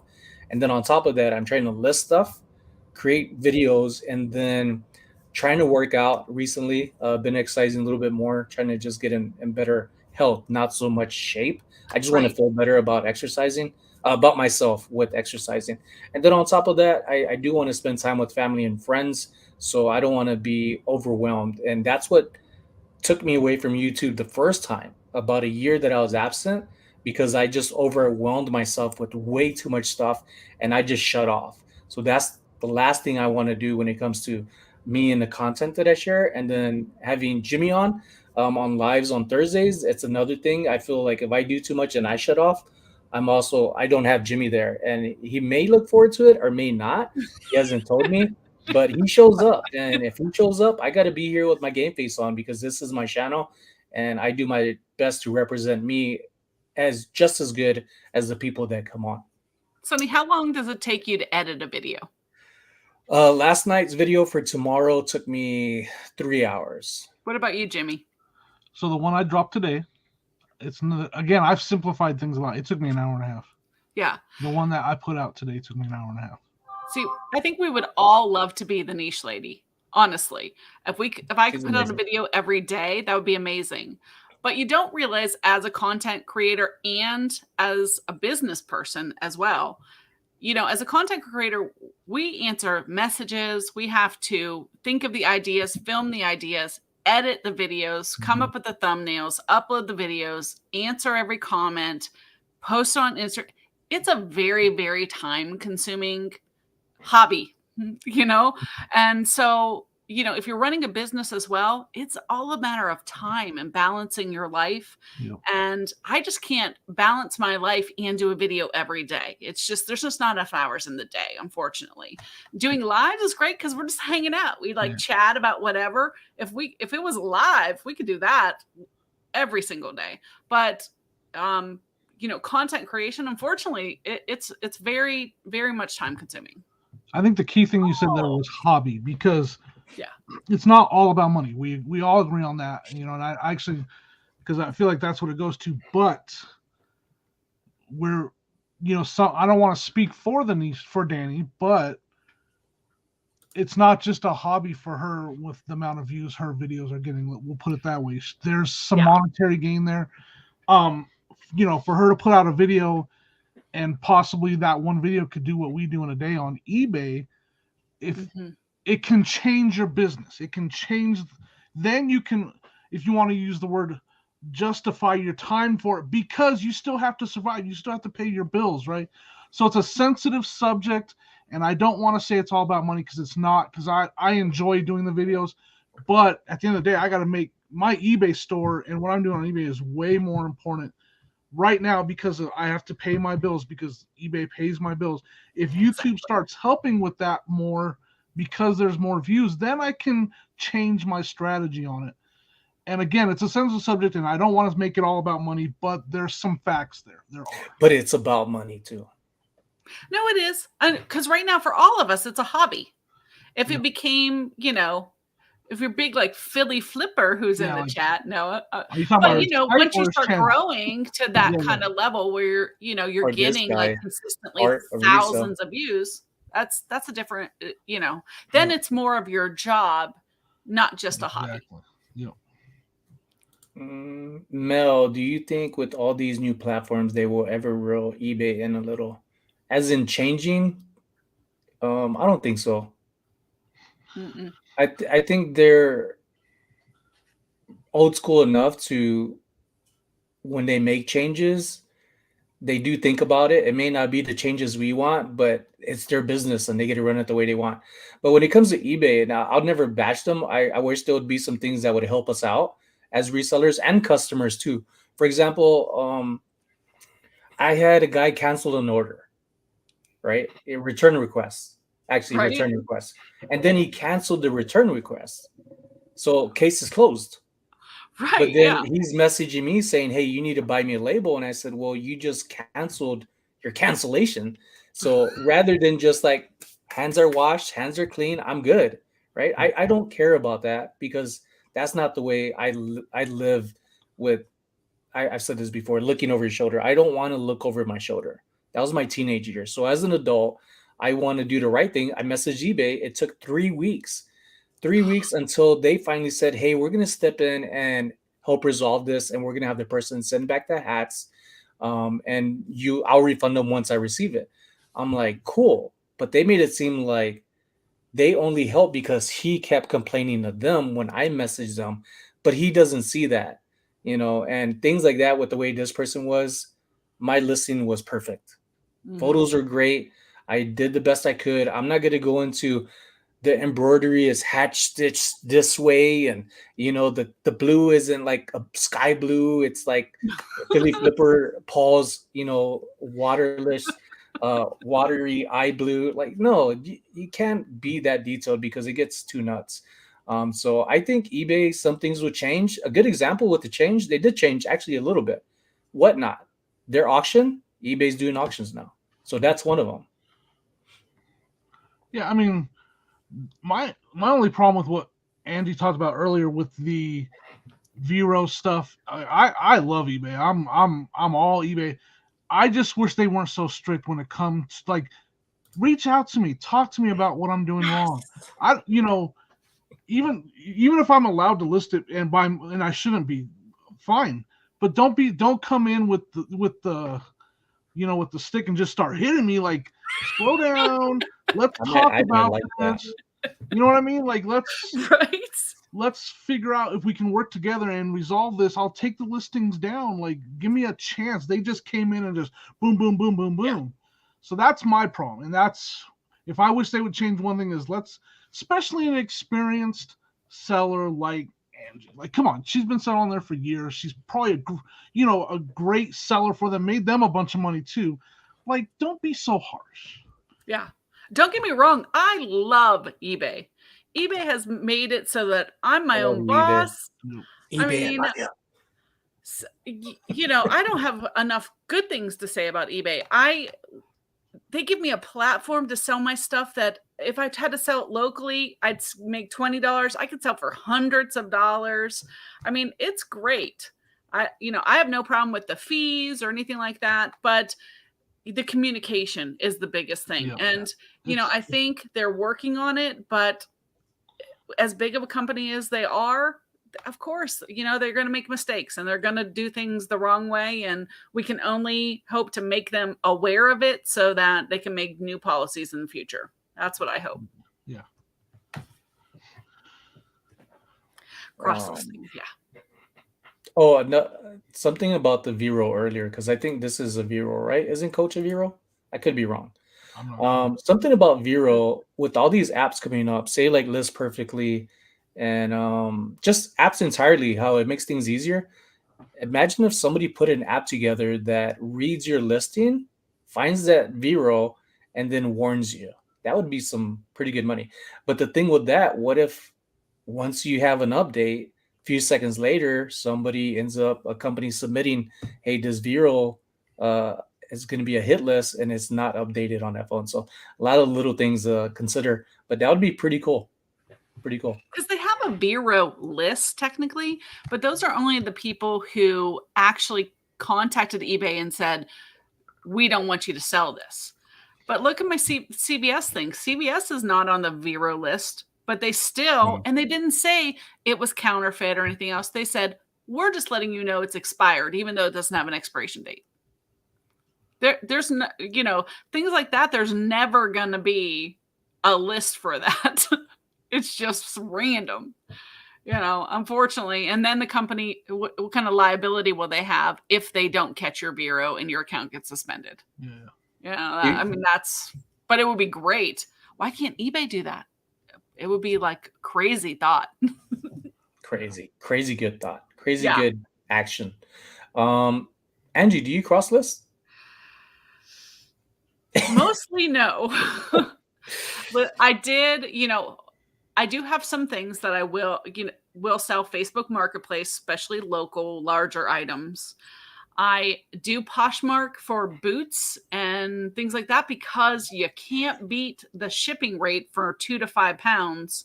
So when you have like heavy things like boots, eBay can't touch it, for the $7.99 or whatever they charge for the priority mail. And I have done cross posting because I wanted to try Flip, which is a free cross listing platform. So I did it for about a month. But for me, honestly, maybe it's putting all my eggs in one basket or whatever, but the amount of time that I would spend cross listing, I would rather be putting 50 new items on eBay. And so that's what I do. I spend my time listing additional items rather than cross listing on other platforms. But I'm all for cross listing if it works for you. But in the month that I cross listed, I found that on Mercari and Poshmark, for every 100 sales I had on eBay, I would have one on Mercari or Poshmark. So it just didn't equate to, enough of a balance for me to continue doing it. Rachel. Carol, she had something taken down and she looked online and saw other people had it listed. From what I've noticed through my own experience with things like this, is that sometimes their titles are different. I've seen other people identical and not have a problem, but I just feel like if it just warned me and that's fine, I took it off, not a problem. I just got to figure out how to sell it somewhere else. With the cross listing that you mentioned, Angie, did you manually do that, plug in everything, or did you have something like I think it's Vindu or List Perfectly? I used Flip, Flip. which is Okay, I was thinking of just something like List Perfectly, but free. Man. Just realized subscribe to all 3 of our channels. Appreciate it. If you haven't already, make sure to hit the like button. I think Marty said it earlier, do not say hit the thumbs up button. I'm going to take that. I do listen to people in the chat. It helps very much.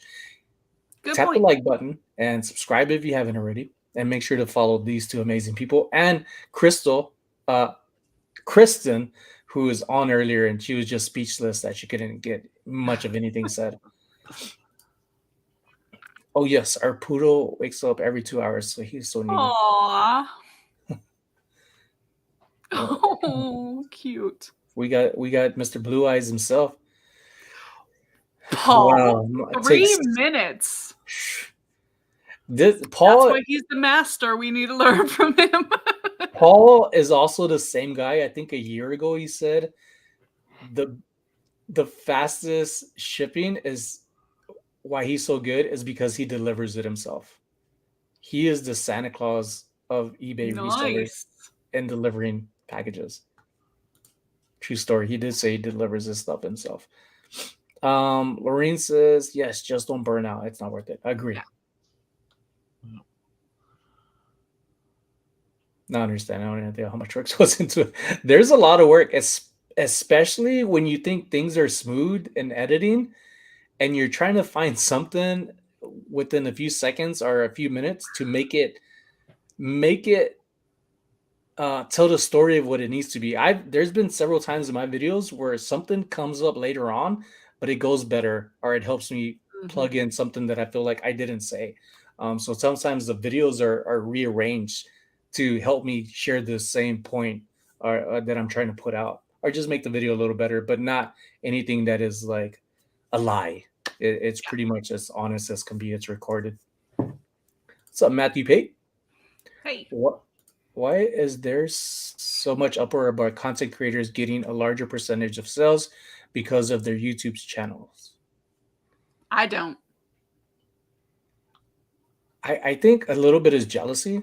A focus on negativity. Yeah. Yeah. Which I don't do. Just to be clear, I don't. I focus on positivity on almost everything I do. Yeah, I don't need negativity. I have PTSD. I have anxiety.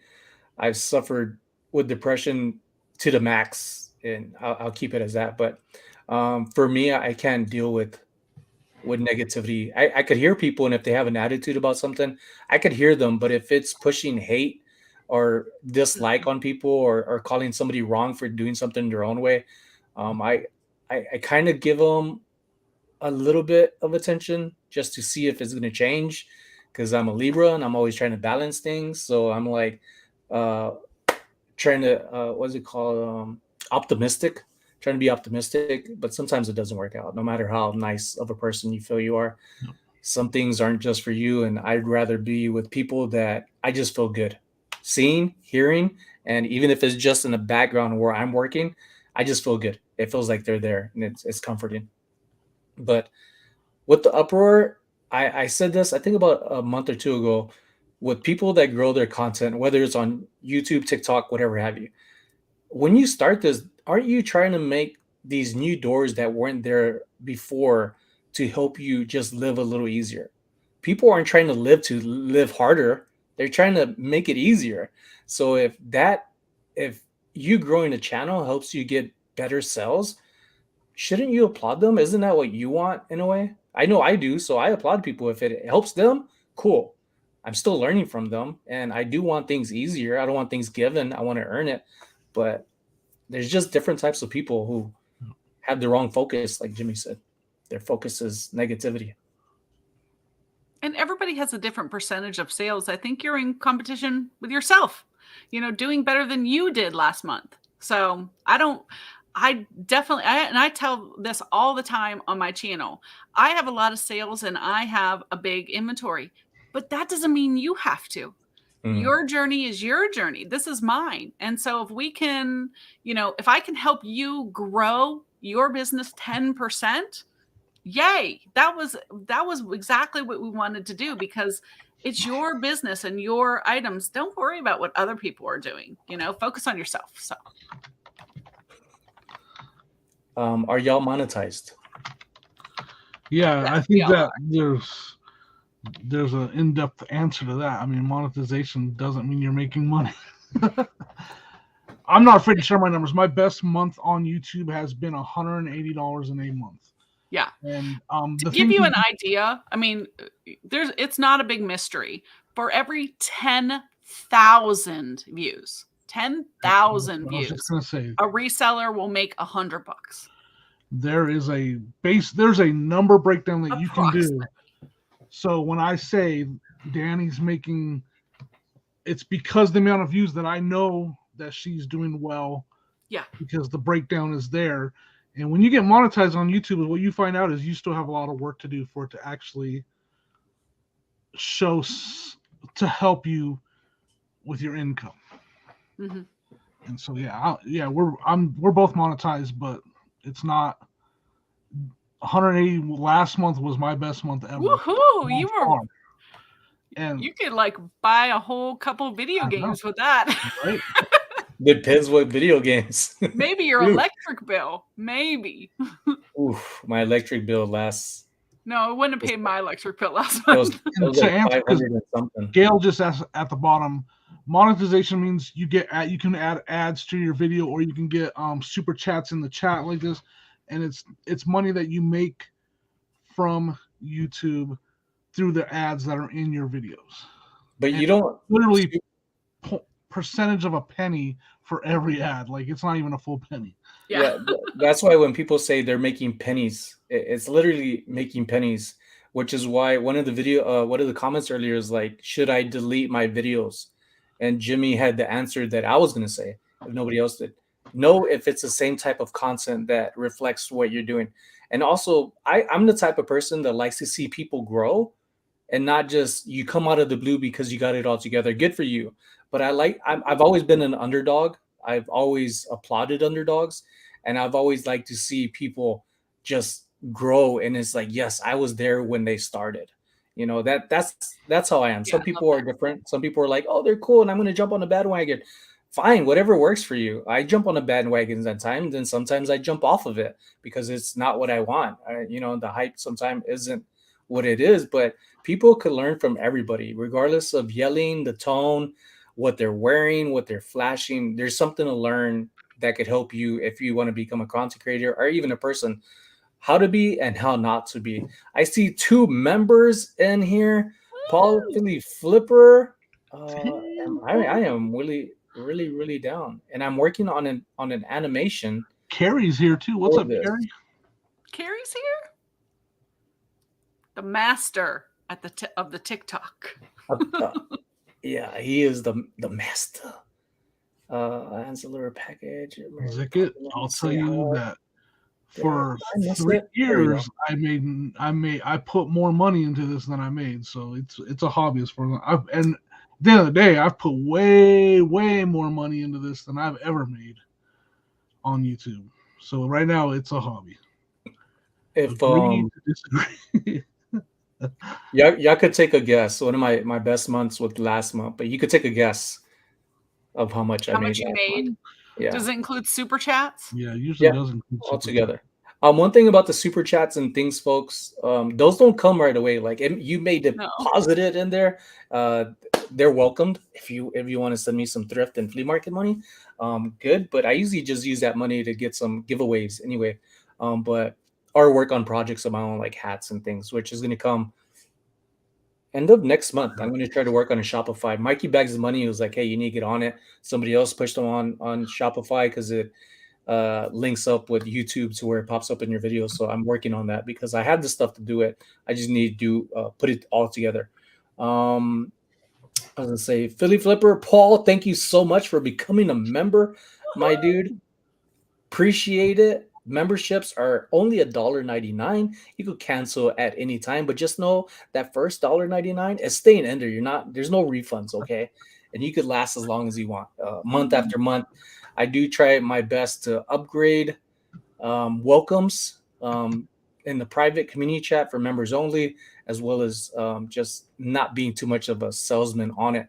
And then we have, what did he say? I want Sonny's sexy things next to my name. That might require a super chat.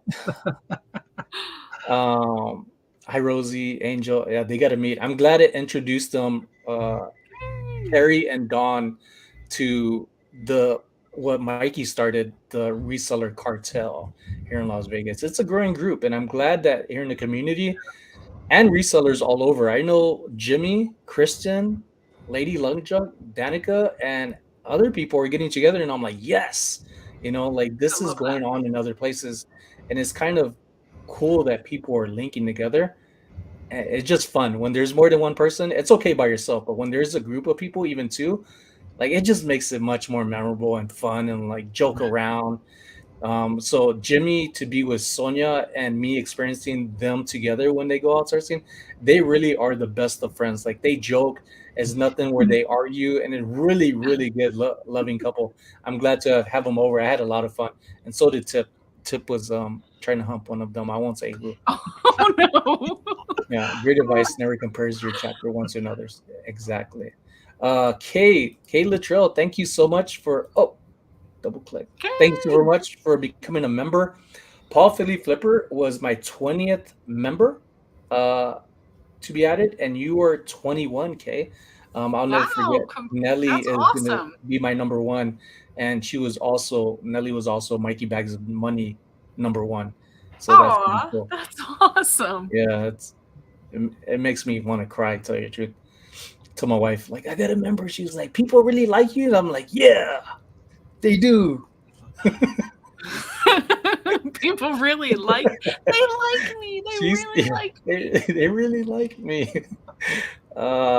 Jimmy, I don't have my volume up. What did the total from last night end up being?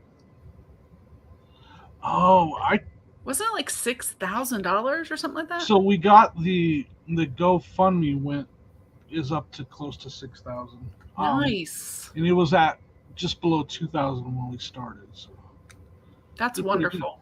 Glad. Yeah, it went really good. What is this, Paul? And in case people don't know what we're talking about, it was the auction that was held yesterday. It was all donated to what was his YouTube? Nate from Every Day I'm Hustling. Every Day I'm Hustling, that's what it was. Who passed away last week, and the money all went to his family, who is now trying to rebuild after losing their husband and father. So we were all super happy to be a part of that. I mean, and I'm glad it raised some funds that they definitely are going to need. Yeah, it helps. Definitely helps. Yeah. yeah, it was awesome show of support. It was worth $2 right there. Jimmy, why do you not have a join button on yours? Do what now? A join button for your channel. Oh, I don't know. I just never really got into that. I think it's mainly because I love doing this live on Sonny's channel, but I've kind of stepped away from lives. My channel went focused mainly to picking. Yeah. And that's all I'm going to do with that channel for probably ever. So since I stepped away from a lot of the what sold and the lives on that channel, I just didn't really. How much?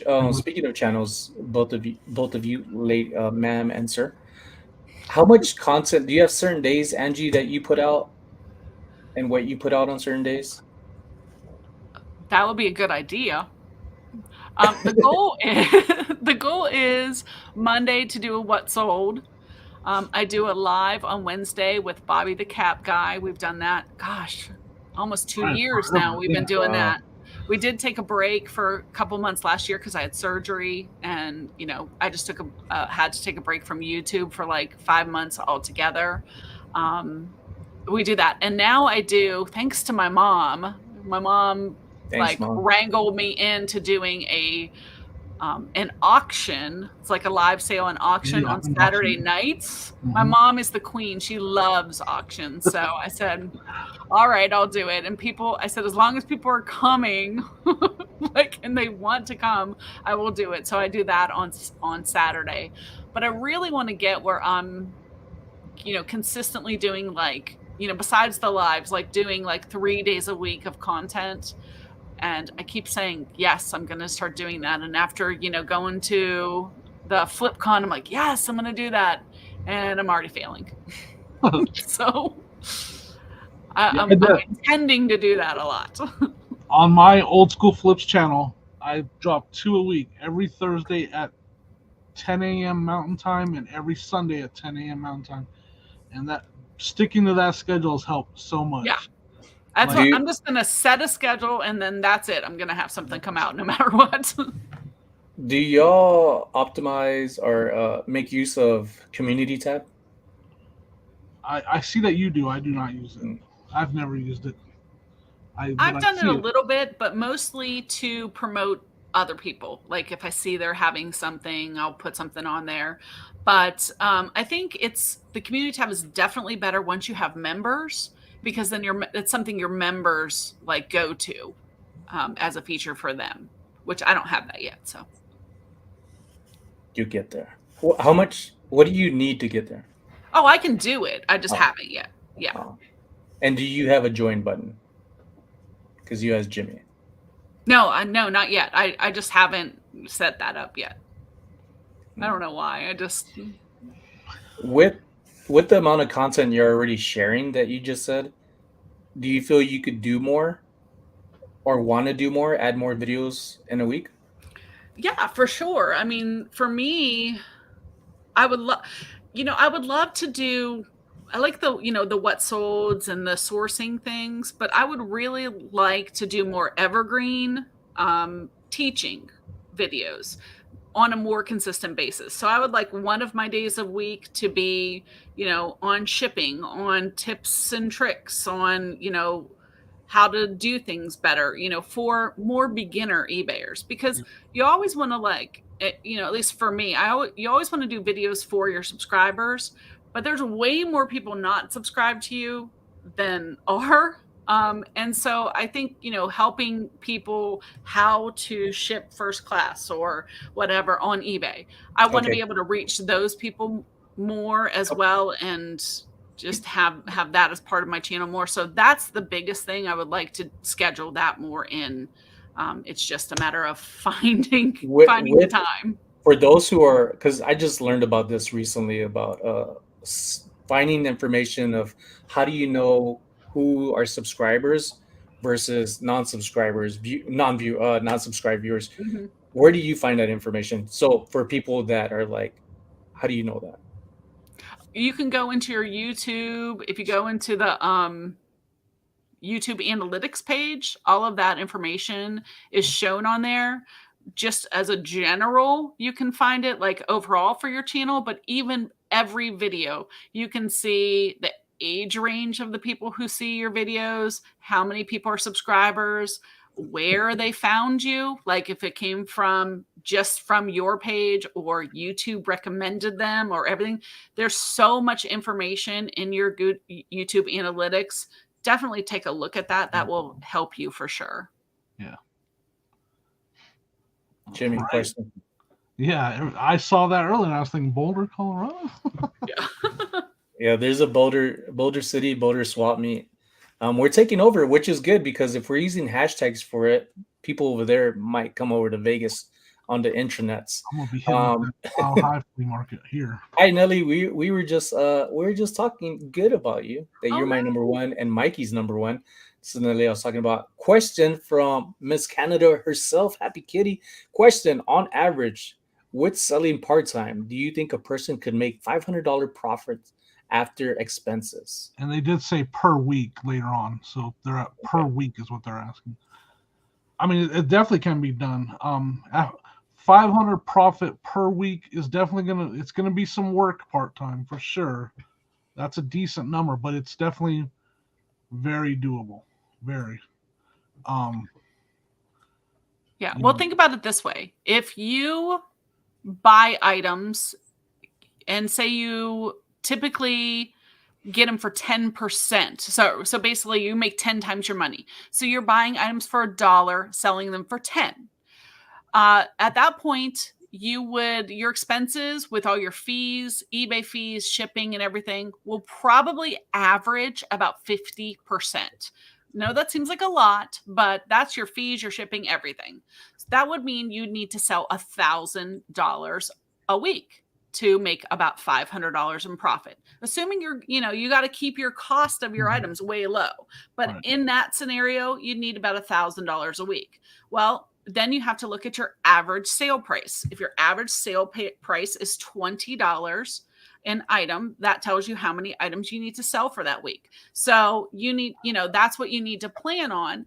And a lot of times what happens is we tend to when you first start, you start with super low dollar items. So the key is the higher average price you can get, the less items you have to sell. But you have to go with what you have available as well. So if you start looking at your numbers that way, and trying to meet those, we talked about this earlier, how many items you're selling per week, that's where you're going to be able to make a more consistent income. And with eBay, it's always an average thing. So I'm saying you could average it because there could be a day that you do 500, right. 500 in a day because you sold a $700-800 item. That happens here and there. And then the next week you could have, only do 200 in total sales for the, profit for the, but average out, it's definitely something you can do on average.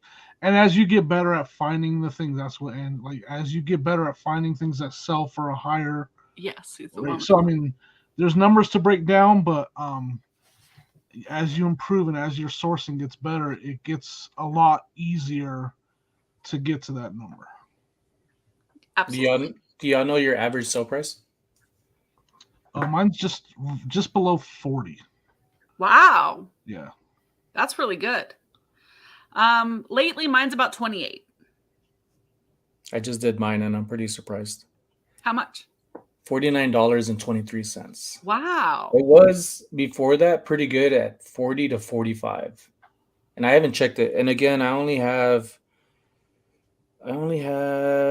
like 108 sold. But I've been getting better being around Danny the Niche Lady, Carrie, Mikey, and others, where I'm learning that apparel isn't the only thing I need to go to. It's my comfort zone. So now I more oftentimes than none look at apparel last because it's a lot easier.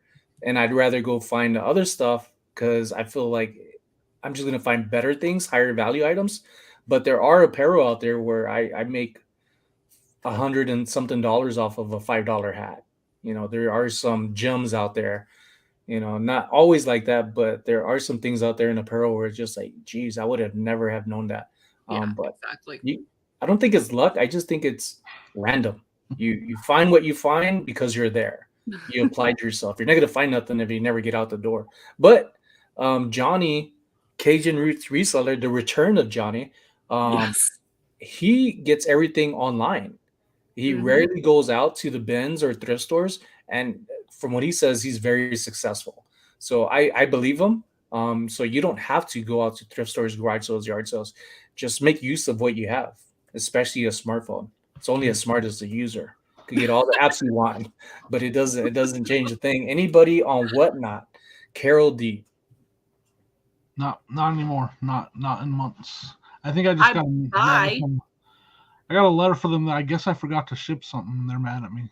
I didn't even know. I don't even know what. Like I really didn't even look at it because I haven't sold anything on there in 4 months, and I just now got an email saying you forgot to ship something, and I was like, I don't even know what you're talking about. That I haven't sold anything on there in 4 months, so I don't even know what's going on. Wow, no, that is that was an error. Okay, see, Carrie's telling me that was an error. All right. Yeah, so I mean, yeah, I haven't been on there in a long time. Yeah, I'll buy stuff on there to resell once in a while, but when they change the shipping where the next item isn't $1, it's not as great of a deal anymore. So I personally think that, Whatnot is great for like people who have a great social media because their following is coming with them. I could be completely wrong, but I don't see it having a huge longevity. But I could be completely wrong. Yeah.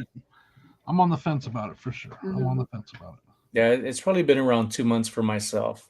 And I find some things where I'm like, I could sell this on Whatnot. And then I'm like, I want something that I know I could be confident to sell on eBay and make a good profit.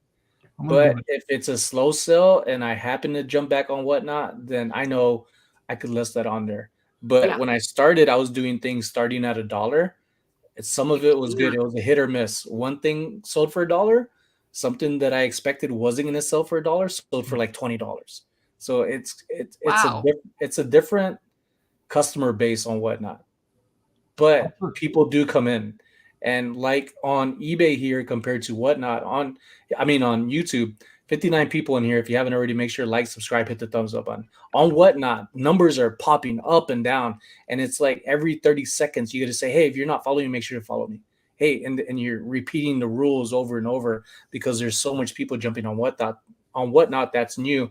But then there's also a lot of other resellers that are trying to just, and nothing wrong with it, poach good items, for a good price. And it from the beginning, Whatnot has been, if there's not 2 people in an auction, it's not going to move up on its own unless you got an amazing reseller person in the community like Art of Resell. I had a Whatnot auction and I just see art money going up, and I'm like, hey, and I say it, and I'm like, hey guys, like, I don't know what's going on, but I'm only seeing art. And then I could almost hear this person in the live chat saying that's because he's running up his own numbers. And I was like, oh, he feels sorry for me. I wish more people did that. Like, that's how I was thinking of it. And he just uppriced his own item rather than just, hey, I got it for $1. And I thought that was pretty cool when he did that. That's when I first started getting to know him. That's awesome. I just want to give a shout out to Carrie, who's in the chat. American Arbitrage. If you want to follow a content creator that, in my opinion, has the right idea on how to make Whatnot successful, and it does require a lot of work, he knows how to make it successful. Go follow him on all the social media platforms if you want to learn lot about how Whatnot works. And I'm not just kissing his butt. I've talked to him behind the scenes. I'll kiss his butt. He knows how to make it successful. He knows the work involved. He knows the approach to take, and you can learn a lot watching what he's doing on social media. And that's the truth, because he has me doing TikTok. After FlipCon, I was like, okay, Carrie, he knows his business. So he knows the approach to take at Whatnot. Yeah, I have 38 followers. He gave me a pat on the back when we went to go hang out together with the cartel crew, and I was posting up a reel on Instagram, and he looked over. He was like, "Oh, look at you!" Pat me on the back. He was like, "You posting up a reel?" And I was like, "Yeah, I am, Dad, doing a good job." Carrie's awesome. And so in the chat, if you click the 3 dots to the right of their name, you can go to their channel directly. So just a little, if you go to Carrie in the chat, you can go to his channel. Only if you're a mod. It's worth it. Only if you're a mod, really. I didn't know that. My bad then. Then I'll drop the link. There you go, Jimmy. No, just because whatnot questions, I don't have the answers. I know that I'm bad at it. That's what I know. Yeah. And you can learn, especially on his like Instagram and stuff, you can learn a lot about it. Collins is out of here. Kristen said he convinced her to do short form as well. I mean, he was like, he really just came, he sold us at FlipCon. We're like, yes, we're doing it. You got us. Yeah, it's one of those things. Sharing a reel it's easy after it's done, but it's just like some laziness for me, speaking for self, some kind of laziness where it's like, I'll do it later. And then it's days on, and it's just like Carrie, when I talk to Carrie in person, he tells me, and it shows me like this is the potential of social media if you just do it, and if you want opportunities, it's not as an adult, they don't come like they did as a kid, where it's like, oh, you're cute, oh, you're fast, oh, you could do this, or you got nice hair. Now it's like, oh, you're an adult, and we're gonna judge you, and I'm not gonna help you. It's every adult for themselves for the most part when you're working with other people in person. But with this, is asking what is short form. Oh, like YouTube, when you see a little shorts, people have them like vertical instead of horizontal. They're just like less than a minute long, and they're on Facebook, they're on TikTok, on Instagram now. You can do short form, just like a minute or less. TikTok is nothing but short form based. Yeah, exactly. So TikTok is the best example. If you're on TikTok and you're just scrolling through all the videos, that's the best example of short form. Yeah. But a lot of the platforms are doing it now. And Carrie, American Arbitrage, has 400,000 followers. He's has mastered it. Yeah. He's really good at it. Yep.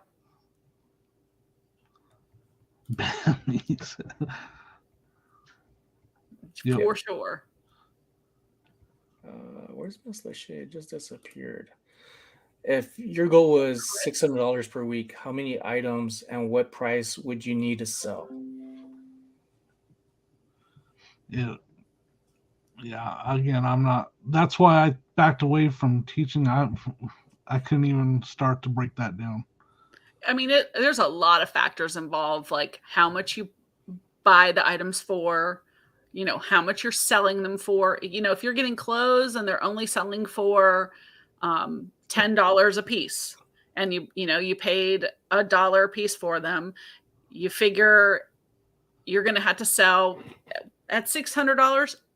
A good rule of thumb is you'd have to sell double that to net $600. Mm-hmm. So you'd be selling $1,200 a week.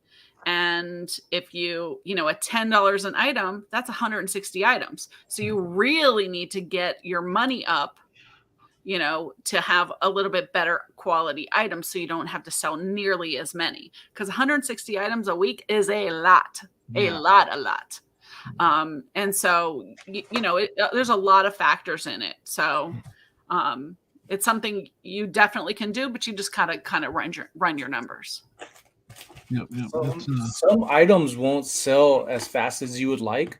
I took a chance on some McDonald's pins from a gentleman named Mr. Trash that he goes by at the Broadacres Flea Market over here. And I mentioned it from the get-go. I saw the comps. I saw how much people have it listed. But for the price that he was giving me, $20 to fill up a little black bag. And I didn't even fill it up entirely. And he was encouraging me, fill as much as you can in there. And I'm like, no. The second time when I went back this weekend, he was like, and this was like 2-3 months ago, and make sure you fill it up this time. So he remembered. Right, and it was $20 a bag.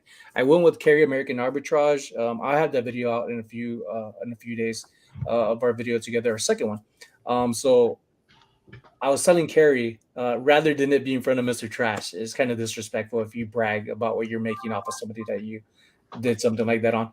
Oh, I see you. So I ended up, Chris a asked person about it. reached out to me saying, "Hey, how much pins do you have?" And I counted them, and I was like, you know what? It's like 12:30 at night. I could be wrong, so I used approximately 790 pins altogether, and that's to make the set. We all gotta ask And that yourselves. and that's to make Man, the set. So with that, he said, "Hey, well, I didn't think you had that much, but how about we work out a deal? I'll give you what would you do for a bundle deal?" I said 1,200. He said, "I would like to do it at 1,000." I only spent $60 on Wow. these pins. I wasn't expecting that to happen, but it did. Right. So he paid for half of them. He said, "Well, I got to buy some other stuff on eBay. I want to buy some cards." Rather than being selfish and pushing the entire sell on me, I said, "Hey, there's other people out there that may need that sell. So let me, like, I'm fine with half," because he paid $500 within minutes. And I packed it up the next day, Wow. sent it off. So when the weekend came up, I ended up going back and saying, "Hey, do you have any more of those pins?" So I bought $60 more of 3 bags of pins, but I filled up the bags, so I probably have triple the amount that I did the last time. Now, would that happen again? That who knows if that person's going to come back and say, "I want the rest of that half," But what if I'm still in the profits from that first buy by hundreds of dollars? Yeah, So that's amazing. there are some things you got to take a chance on, but follow your gut. If my gut says isn't that going to be worth it, I would maybe buy just a few. I wouldn't have bought bags of it just to see, because there has been some items where I was like, I should have bought all of these because it's sold right away, and I go back and then those things are gone. I'm like, Gone. crap. Yeah. You don't know until you do. You learn. I guess I better more. I need to order more hats. I literally don't have any. Look, guys, I need to mine order is some before I even go to. signed. Look at that. Dang, look at that terrible autograph. Yeah, I need to order some before I go to Vegas, huh? I'm out, completely out. Yeah. Hi, Marie. Got Marie in the house. There hasn't been 3 dots in 6 months anymore. And Abdu these links as non-mod. You can't. I didn't know that. My apologies. I did not know that. No, they did it because I just don't think they wanted people to be able to like quickly, subscribe to a bunch of people. I was mad when they took that off. That was so nice. Yeah, I didn't know that they only added It does say on YouTube's policy that they don't want you going in pushing subscribers. It's supposed to be more natural, not coming onto like a live and like, "Hey, go follow, go follow, go follow." It's more like, "Hey, here's Angie, here's Jimmy," and within a few minutes or however, it's like, "Hey, make sure to check them out." There is a word that you said earlier, maybe even 2 words I can't spell. Evergreen or Everclear? Evergreen. Yeah. Evergreen. So Kristen was telling me about this, and this is a new term for me. But for those who may not have caught it, I want to make sure they hear this. What is evergreen? Evergreen is just a video that will kind of stand the test of time. It applies this year, this month, next month, a year from now. So things with like in reselling that everyone can use repeatedly. How to ship, how to source, best things to purchase, things like that. Like one of my evergreen videos is a tax video. I was an accountant, so I, have a lot of information about resellers. Now, mine's not exactly evergreen in that year to year, some things change. So I'll probably do a 2023 one. But when people are like looking for advice on reseller and taxes, they can come back and watch it throughout the year. And who told me really said this is a good idea is Scott Cha-Ching King, who, by the way, I love his channel. Amazing guy, just in person and on his channel. He said that his evergreen videos don't perform really super well at the beginning because his subscriber base knows all the things, they know about the shipping and things like that. But a month afterwards, he is getting views, like tons and tons of views, because YouTube will push that out because it's of interest to the masses. And so his evergreen videos are doing extremely well, months and months, even a year down the road. He's getting tons of views on them. So that's always something to be looking at. We can do what sold this week and what we're purchasing, at a given time. But videos that can stand the test of time are the evergreen ones. I feel like, and it makes a lot of sense. For my channel, picking videos have been somewhat of that, Yeah. What I'm that's kind of, the pick. A lot of my older picking videos to this day, year and a half old videos are getting tons of views today. I thought I saw Tiffany in here. Hi, Tiffany. Tiffany, I've been communicating with Mikey about getting a thrift date with you. We're just gonna keep you to ourselves for that one day. Go thrift somewhere, wherever you like. I'll pick you up. I'll pick up Mikey. It doesn't matter. But I would love to go sourcing with you. I've gone with Tiffany to Broad Acres, her and Danny, the niche lady. And Tiffany is a gamer. I tell people about the story because she's kind of what started the crew's weightlifting when it comes to seeing weights, gym weights in flea markets. Tiffany, I seen one. It was like 50 or 40 pounds. And I was like, Tiffany, pick it up. And I was like being brave for a second. I don't talk to Tiffany that way. I respect her, but I'm just like, let me see, I'm going to be myself. So I was like, pick that up right there. She was like, that? And she didn't look in any other way other than like, okay, she looked down, grabbed it. I didn't think she was going to do it, to be honest. I shouldn't have assumed. And as I was trying to hit my GoPro to record, she curls it up 40 pounds and puts it down. And I'm like, Tiffany, it didn't record. You got to do it again.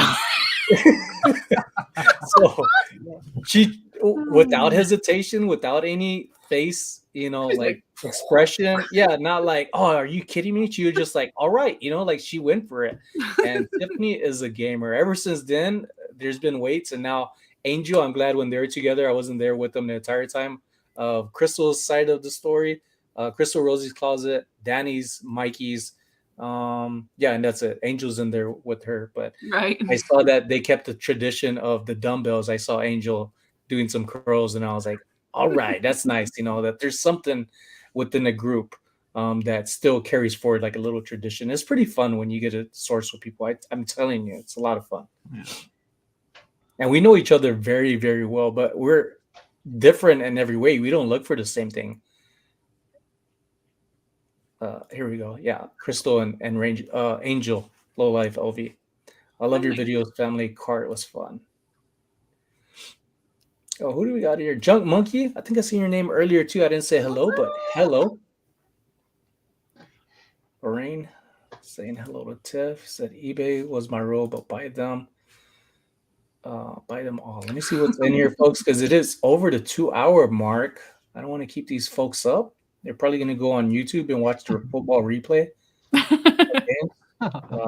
Yeah, we'll cut it now, folks. I appreciate every one of y'all. It's quite a bit of people in here too. You would think like keep running it, but these two have their own lives. Jimmy's probably going to have Sonia walking down the stairs if she's not already down there already. To be like, get off. We got stuff to pack. Right, and I got a few orders to pack too, and some more listings to do. And I'm thinking about going to the gym. Nice. I haven't gone today. So, ladies and gents, do the most with what you have. There's no pointing fingers unless you're pointing the two thumbs at yourself and saying, I could do this. And if you need help, message who you feel comfortable with. Don't feel that just because you don't get a reply right away that they're ignoring you. Everybody has things going on. As nice as everybody seems, we all go through our own little troubles and hiccups and obstacles. So just keep that in mind. But also communicate. These live chats could do a lot of good for you, especially on what Angie said earlier with Kat, the nurse flipper. She has a really good channel, really good live. And when they ask questions about stuff, I'm glad this is one of the lives more than any have had more questions about reselling and tips. And we are here for that. I'm glad it's growing into that. And you help guide the direction of the channel and how we talk about things, as well as getting to know one another. Angie, and you could give your outro with the folks. You want to share some information?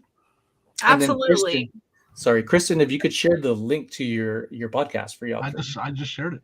Okay. Awesome. Thanks, guys. I'm gonna give them a raise. this was super, super fun. I'm really glad I came on. Thank you so much for inviting me. I'm sorry Kristen couldn't stay on here because she has the worst internet ever, but she is traveling all over, so we can all be jealous of her. But would love to have anyone who's interested or think I might be any value to you. My channel is Angie Resells. And make sure, guys, make sure you're following Jimmy, and obviously you're following Sonny. But the biggest thing is, don't forget, tomorrow we have the Let's Do Lunch podcast coming out at noon Central Time. I think Kristen just put the link for that. Would love for y'all to come check that out. It's a brand new podcast from a woman's perspective on reselling, on friendship, on life. And we think it's going to be fun, and we hope you enjoy it. And you don't have to be there at noon. We are premiering it at noon, but it'll be replaying. So check it out tomorrow sometime. And again, thanks for including me. This was super, super fun. Yep. Jimmy? Yeah, go check out the podcast. The link is in the chat. I don't know if I'll be at the premiere, but I'm definitely going to listen to it. I'll probably have it playing while I am working. I love podcast is my new discovery, and I love listening to them. So I appreciate you guys putting that together for my enjoyment, and go sub to it. Thank you. Big follow right there. Great person, Drifting Vegas. Fun as hell. I'm gonna say that about Tiffany. She was fun. She was in the back seat as we were recording like the intro, and she was hiding. And it was just so funny how, like, even as adults, there's nothing that says you can't have fun, and it's just really good when people are comfortable being themselves around, say, yourself. And I hope to have more time of that with not just Tiffany, Danny, who I see often. I'm going to be with her tomorrow at Broad Acres. I love spending time with her, and Carrie, Mikey Bags Money, Angel, and Crystal. But I hope to meet more and more people. And you'll see tomorrow in tomorrow's video, that does happen. That happened last night. So that'll be premiering at 12 noon. Folks, if there's anything we could do to assist you, just message in the comments. All right. We don't know what you need assistance on if we don't know. You got to put yourself out there a little bit and give us a little bit of time, have some patience. But more than anything, again, thank you all for coming through. Stay tuned for next week. And this won't be the last time you see Angie come up on here. It's a really good live. I appreciate her coming on. And Kristen, again, yeah, like Angie said, I wish it would have worked out. But the camper was like stealing a signal. I was being selfish and said, nope, you're mine. So that is all. Take it easy, folks. Like, subscribe, hit the thumbs up button. Hi. Hasta luego.